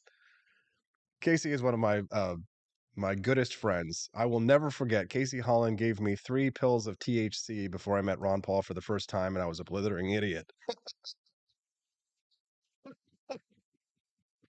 I will never forget that, Casey Holland. And what was that sky? What was it that the video I think is still online. It was like a New York evening of Ron Paul, and we were in somebody's penthouse. We threw a fundraiser for Ron Paul, and like the only way that I was allowed to go, because nobody knew who the hell I was at the time. The only way I was allowed to go is if I volunteered to like serve drinks and food to people and like be like a waiter. And so I did, and Casey was like, "Hey man, do you want these THC pills?" And I had no idea what they were going to do to me, and so I was just bazonked out of my mind.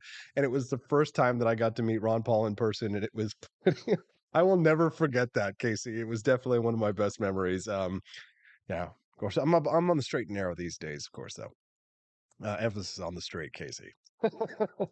All right. Is your job most likely to be replaced by artificial intelligence? Let's talk about it. I've been discussing this Chat GPT, and Nathan, who started this week, has been getting an absolute crash course in how to use this artificial intelligence to be able to supplement your workflow. But for some people, it might take take your job and push your workflow out the door. Of course, unless you learn how to use this technology, right? I think people will no longer really be writers anymore. Now they'll just be editors. But here's my question for you. If, ChatGPT is a writer, how can you become an editor if you're not a good writer? I guess, how can you know what good writing is if you're not a writer, right? If you're going to be an editor, you have to know what good writing is. Do you need to be able to write to be an editor? I think it's a good question. So a lot of mid-level writing jobs might be out the door. David Autor, he's an MIT economist. He pointed to some mid-level white-collar jobs as functions that can be handled by artificial intelligence. Things like writing human resources letters, producing advertising copy, and drafting press releases. Good God, I cannot tell you how much time I am saving writing copy, and Nathan is saving in writing, advertising tweets and things like that for the online shop, because we can ask artificial intelligence to do this stuff for us. Gives a good one. See you later, Nathan. Thanks so much. Everybody give him a big round of applause. He's off to school to go learn how to become a better digital marketer for you guys.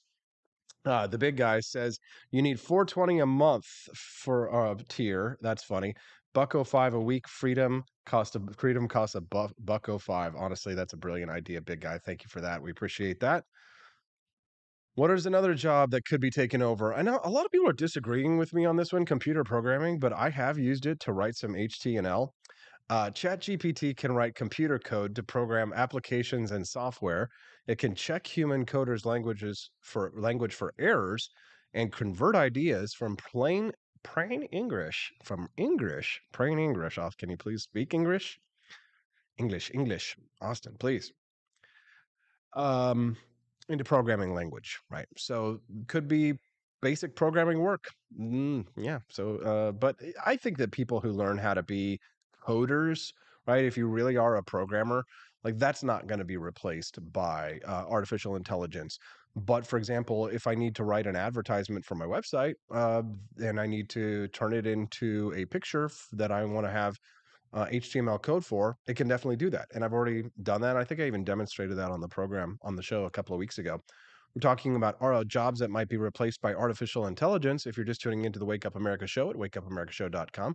Camera 2, how are you? Camera 1, camera 2, camera 1, camera 2, camera 1, camera 2, camera 3. Wait, where did I go? Oh, we don't have camera 3, sorry. Mid-level writing. So we already talked about that one. Media planning and buying. Now I know that probably not a lot of you are going to know what this is. So creative industries, right? They're very likely to be affected by job cuts due to artificial intelligence taking their gerbs, right? So you would not be dependent as a client on a 25-year-old media planner or buyer who has limited experience because you can pool the data, and it's a big change for people who buy ad space because this is really going to be automated in a highly effective way within the next 5 years as people take artificial intelligence. Um, you have now entered the 8 a.m. Central Hour. Matt Unruh, yes, good to see you here. Don't forget, you can also text the show at 573-319-1586. We love to hear from our listeners that way as well. It's a free way to text the show and make sure your text gets read on air.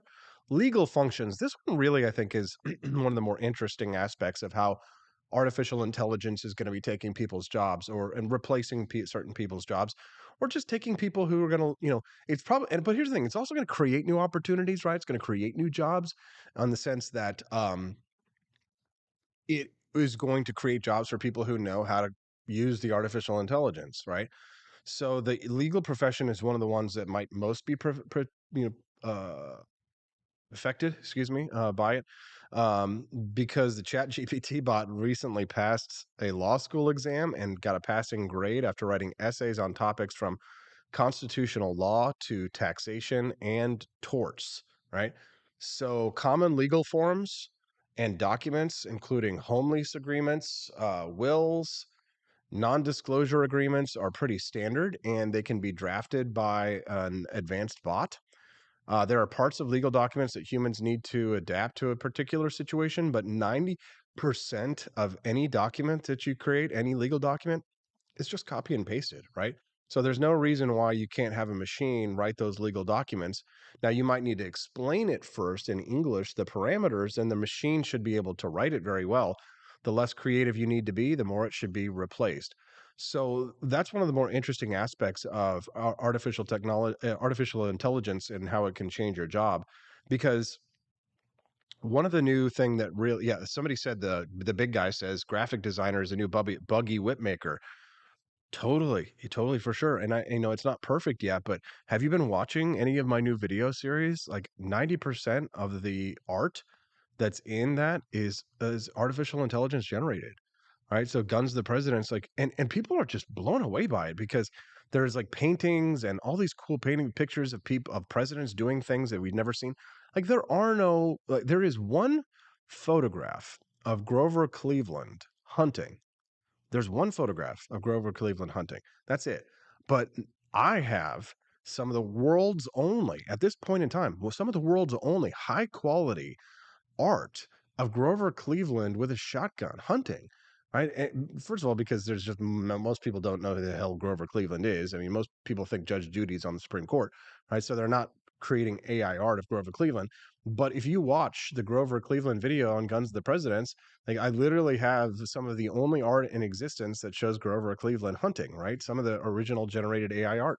I'm going to be doing the same for my new Guns of the President video today. Some of the and now there's a lot of pictures and paintings of the person that I'm doing today. So maybe that'll give away who it is, which president I'm talking about in their guns.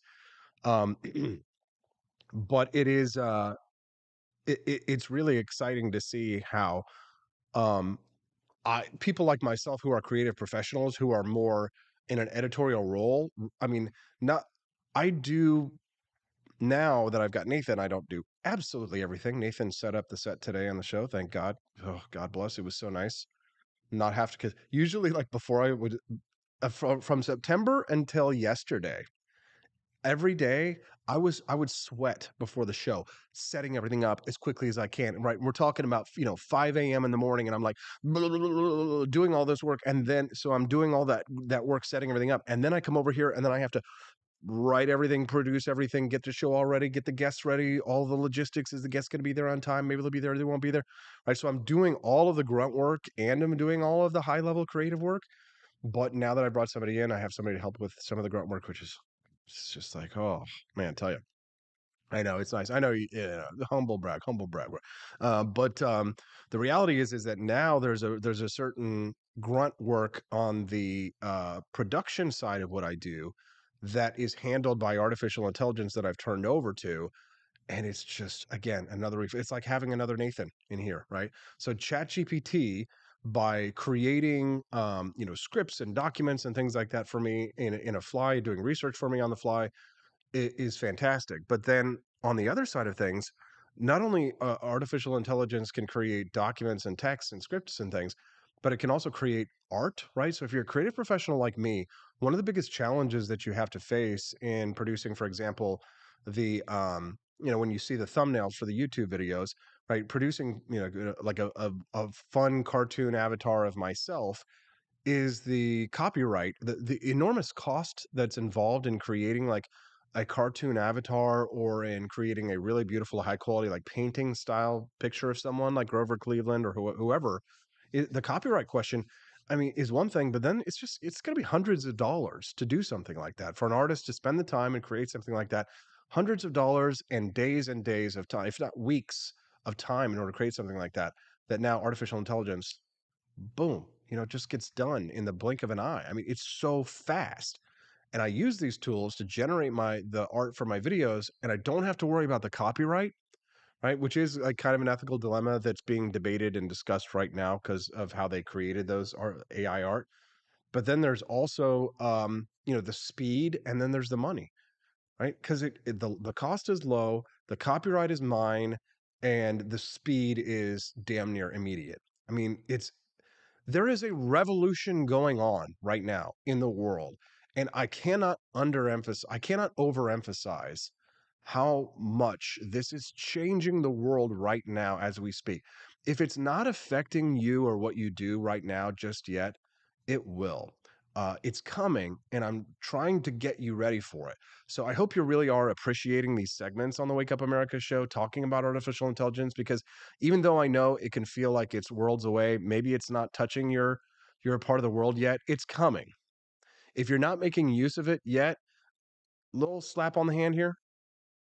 Just going to give you a little slap on the hand. Whatever it is that your job is, I promise you that there is a way for artificial intelligence to help streamline whatever it is that you're doing. I'm telling you right now, you need to start taking advantage of it, right? Just let me know what you think. Okay? All right. Coming up next, before we leave, the last segment of the day, Dr. Phil is done. King of the Hill is back, baby, on the Wake Up America show at wakeupAmericaShow.com. I'm Donald Trump, and I approve this message. Believe me, Austin Peterson is the best. He's got the greatest Wake Up America show I've ever seen. Whenever I tune in the mornings and watch the live stream, let me tell you, he has got the absolute best content. I love his guests. It's just a total blast to watch, and I highly endorse and recommend the Wake Up America show. It's terrific, believe me. Hello, my name is Kelvin. Welcome to Frenchy Bullshit. This is my Didi's website. Now I've decided to speak to you with my real voice for the first time ever to tell you about how cool Frenchy Bullshit is. But I've decided that this is the perfect opportunity to share with you. Frenchy Bullshit is a good website. You should follow us on socials. If you like Frenchies or any kind of bulldogs, me and my new brother George are going to try to make your life more fun. Hello, I'm George. My neck isn't really thick yet, but it will be. We are so glad you're here. Please ignore my floating eyeball. It helps me spot predators who might be approaching from the sides. Didi made Frenchy Bullshit to review things that he uses on me and my brother to tell you if it's good or bullshit. Take this collar, for example. Didi really likes it. Didi said it's really handy because us Frenchies got thick necks. Need something really tough. People think Frenchies are little, but if you look at us from below, You can see we are really pretty buff. Beefcake. Yes. Look at my creamy thighs and chest. Yes. You like that? Big brother, please focus. Frenchy Bullshit. Please follow us for more great content and read the Frenchy Bullshit blog for more fun and cool stuff.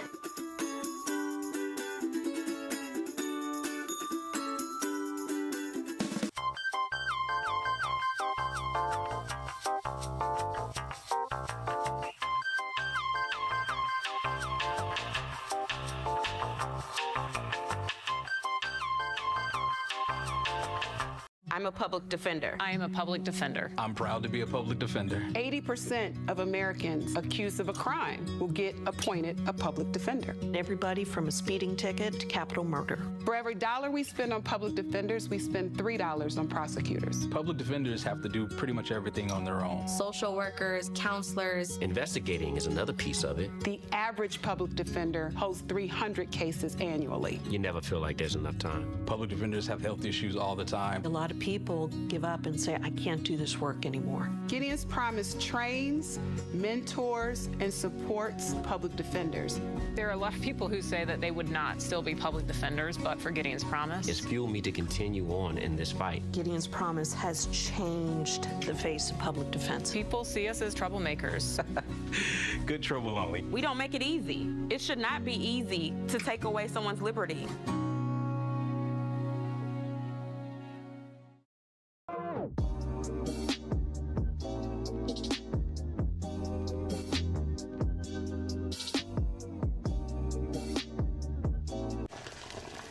Ever hear the one about the frog?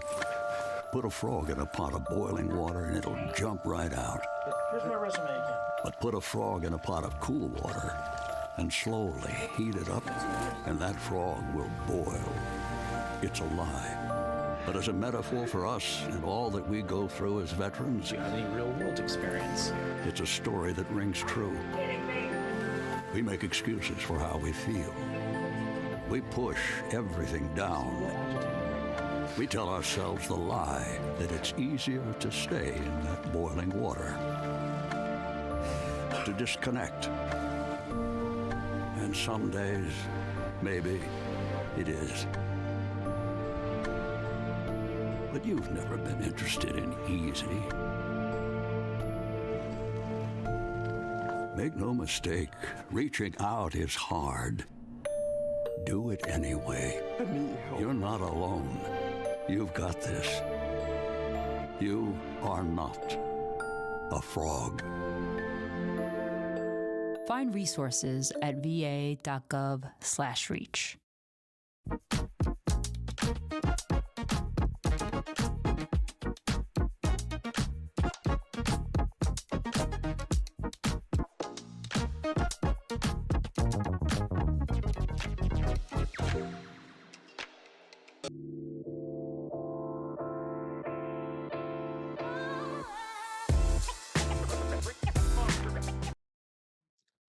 Good morning, Rise and Freedom. I'm Austin Peterson. You're watching and listening to the Wake Up America show at wakeupAmericaShow.com. Has it been a good show so far? What was your favorite part? I'd actually really love some feedback from you over on the stream. Let me know, what was your favorite segment today? What kind of discussion did you really appreciate or enjoy the most? Or, honestly, what I would like to know is, which conversation did you find the most useful in terms of information? Whenever you start your day with AP, I like to say to myself, okay, well, what can I do to really add value to that person's day? Give them some good information, entertain you a little bit, of course, but also give you good info to help, get your day started a little bit better on the right foot. What kind of information do you think that we might be missing? Would you like to see more of on the show? I'd be curious. I love to be able to sort of triangulate in on the best, absolutely the best content for you, so that your day starts off right. Tolly Owens over in the live stream. We love Tolly, don't we? Let's give her a round of applause. She's a OG ninja. She's here with us, and she says about artificial intelligence, as with anything else, we must maintain control of it and not the other way around. The world would be a sad place without any original thought. Yeah, I think I agree with you. The one thing that you have to consider, though, too, is about the AI, is that it is still garbage in, garbage out. It is just doing what it is told. So if you're seeing a Guns of the President's video and you're seeing that artificial intelligence, just remember it's only what I came up with and told the artificial intelligence to do, to create. So without me, the artificial intelligence would have nothing to do. It can only take commands from people like ourselves. So even though artificial intelligence helped to create the painting of Grover Cleveland with a shotgun, um, I had to tell it to create that. I had to imagine that picture first before I could put it in the mind of artificial intelligence, and it could supplement the skills that I don't have, which is painting, drawing, and all that kind of stuff. So I see we've got a lot of people subscribing to the show today. You remember, see the little astronaut that pops in on the screen over, like, right over about here usually. So those are subscribers to the YouTube channel, and it's been just absolutely blowing up. I don't know if I'm going to be able to keep up this momentum. I'm certainly doing everything I can. As soon as I get off the Wake Up America show, I immediately like start producing my shorts for the day to try and keep this trend up, because we're essentially looking at a hockey stick in terms of views and subscribers. In the last 28 days, my YouTube channel has gotten 2.04 million views. If I had $1 for every view, um, this would be a different show. We'd have like 2 or 3 shows. You'd have the Wake Up America show, and then when it was over, you'd have, Steffi's, Dr. Phil would be replaced by Stephanie Peterson for the Stephanie Peterson show. Well, speaking of Dr. Phil's show, the Dr. Phil show is now going to be off the air. I know, you're definitely disappointed. Phil McGraw, he's kind of, America's controversial TV therapist, is ending his reign as the king of daytime television after 21 years of dominating the ratings. Dr. Phil was an awesome, a powerhouse of ratings. They're going to stop producing new shows following this season. But apparently McGraw himself won't be going too far, because he plans to announce a strategic primetime partnership with CBS Ventures scheduled for an early 2024 launch, which is going to expand his reach and increase his impact on television. So he's got something else cooked in the plan. McGraw noted that he's compelled to expand his audience because he has grave concerns for the American family, and he wants to help restore a clarity of purpose as well as our core values. Well, see, I love it. I love it. That's so. That's why Dr. Phil is so big, because think about that. He has grave concerns for the American family. He's determined to help restore a clarity of purpose as well as our core values. Note he doesn't say what the purpose is, and note he doesn't say what the core values are. Scampreneurs, and of course people fall for it because they love it, and because all you have to do is say brilliant broad platitudes, and people will buy whatever you want. Have you ever heard that song by Blues Travelers? This is why, on the theme of scampreneurs and falling for scams. Have you ever heard that Blues Traveler song, Hook? The hook brings you back. I'm going to blow your mind with this today if you didn't know this. So that's one of my favorite songs of all time. It doesn't matter what I say, as long as I say it with inflection. And there is something amiss. I am being insincere, right? Because the hook brings you back. On that you can rely. Why? 'Cause the hook brings you back. I would play it for you instead of singing it, but I would get a copyright strike. But the entire, let me bring up the lyrics too. Lyrics, hook, Blues Traveler. There is something amiss. I am being insincere. Have you ever listened to the words of that song? It doesn't matter what I say, as long as I sing with inflection that makes you feel I'll convey some inner truth or vast reflection. Think about what Dr. Phil said, right? Right? It doesn't matter what I say. This is the lyrics to the Blues Traveler hook. I hope you're going with me on this one, and I'm not jumping all over the place a little bit too much. It doesn't matter what I say. This is the lyrics to Blues Traveler. As long as I say it with inflection that makes you feel I'll convey some inner truth or vast reflection. Let's go back to Dr. Phil. What did he say? He says he has grave concerns for the American family. He's determined to help restore a clarity of purpose, as well as our core values. Right, right. It doesn't matter what I say, as long as I say it with inflection that makes you feel I'll convey some inner truth or vast reflection. But I've said nothing so far, and I can keep it up for as long as it takes. And it don't matter who you are. If I'm doing my job, it's your resolve that breaks, because the hook brings you back. I ain't telling you no lie. The hook brings you back. On that, you can rely. There is something amiss. I am being insincere. In fact, I don't mean any of this. Still, my confession draws you near. To confuse the issue, I refer to familiar heroes from long ago. No matter how much Peter loved her, what made the pan refuse to grow was that the hook brings you back. I ain't telling you no lie, right? Think about that. Peter Pan, right? What was it that made Peter Pan refuse to grow? Right? It was that the hook brings you back, right? Suck it in, suck it in, suck it in. If you're in Tintin or Anne Boleyn, make a desperate move or else you'll win, and you begin to see what you're doing to me. This MTV is not for free. It's so PC, it's killing me. So I sing to thee of love, but also of rage and of hate and of pain and fear of self. And I can't keep these feelings on the shelf. I've tried. Well, no, in fact, I lied. Could be financial suicide, but I've got too much pride inside to hide or slide. As I do, I'll decide and let it ride until I've died. I think I'm singing this wrong, this song completely wrong. I'm sorry, but I can't do the copyright strike. I just want to be able to let you know that the hook brings you back, and that I ain't telling you no lie. This is a really difficult song to sing. The hook brings you back. On that you can't rely. Sorry, I butchered it. I'm just trying to sort of give you the point here. The hook brings you back.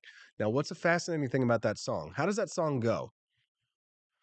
Da da da da da da da da da da da da da da. The hook brings you back. Hold on, let me kill the intro music so it doesn't mess it up.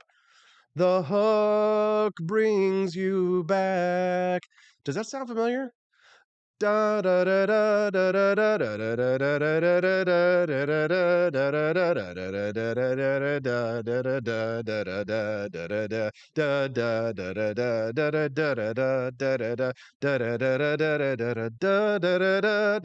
da. Hook brings you back. Da da da da. Pachelbel's canon. Anybody? It's the hook that brings you back. That's right. I ain't telling you no lie. Watch that music video again once this show is over, and make sure you visit the AP for Liberty shop. You'll see that they show a politician in there as well. There is something amiss. I am being insincere. What was it Dr. Phil said? He has grave concerns for the American family. He's determined to help restore a clarity of purpose, as well as our core values. There is something amiss. It doesn't matter what I say, as long as I say it with inflection. All right, it's time for us to go. Did I blow your mind? I hope so. Hope I didn't destroy your eardrums with that terrible singing. It's a really difficult song to sing. All right, I think it's time for me to go. Check it out. Suck it in, suck it in, suck it in. If you're Anne Boleyn or Rin Tin Tin. We'll see you tomorrow. Thanks so much for tuning in. It's been a great program today. Make sure that you watch the Guns of the President YouTube series. Check out the AP for Liberty shop at apforlibertyshop.com. Make a small purchase if you would like to help support the Wake Up America Show program. And we'll see you tomorrow, Friday, Family Friday, which means we got the lovely Steffi P in the house. See you tomorrow on the Wake Up America Show at wakeupAmericaShow.com.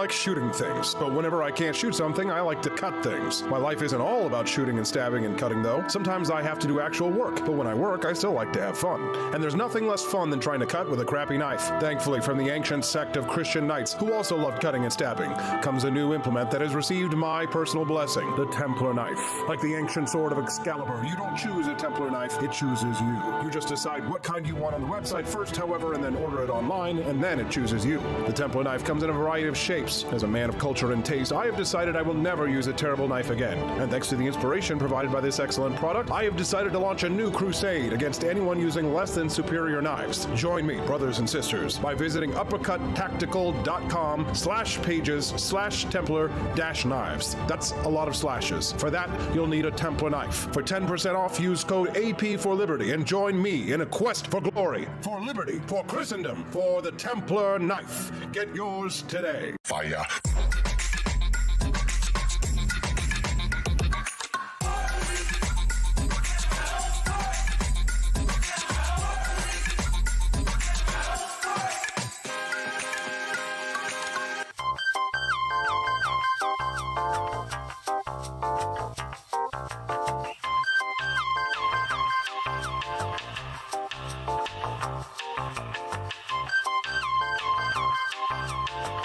Hello, this is Barack Obama, and let me tell you why Austin Petersen stinks, and you should never pay attention to anything that he has to say. First of all, he's a libertarian, and we all know libertarians are idiots. They don't realize how important government is to everything that we do. I recently became aware that Austin has opened up a libertarian shop at apforlibertyshop.com.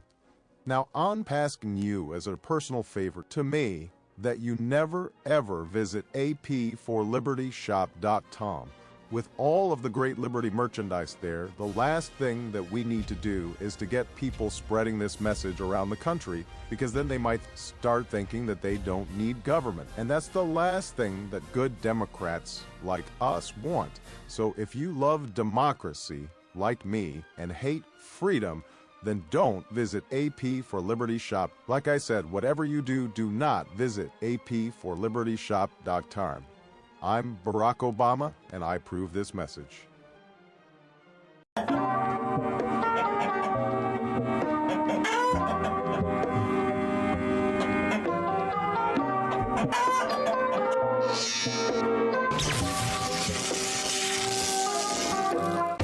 Want an engaging website to boost your business? You're just a click away from 5-star Fiverr talent. Hundreds of freelancer skills like web design. Head to Fiverr.com today and get something started.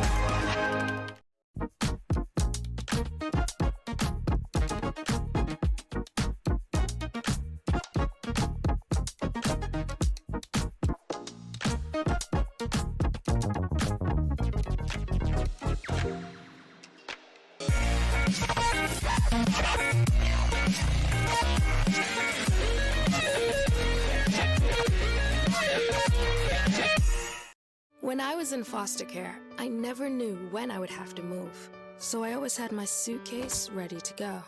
Then one day, I was adopted. My new parents opened their hearts and home to me. My parents cook my favorite breakfast for me every morning. My parents take me on trips I never thought I would go on. They gave me a home and an even better reason to use that suitcase.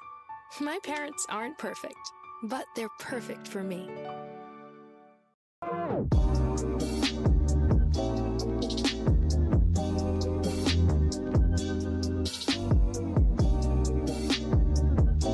would remind you that extremism in the defense of liberty is no vice. It is better to settle these matters in the courts than on the streets, and new laws are needed at every level. But law alone cannot make men see right.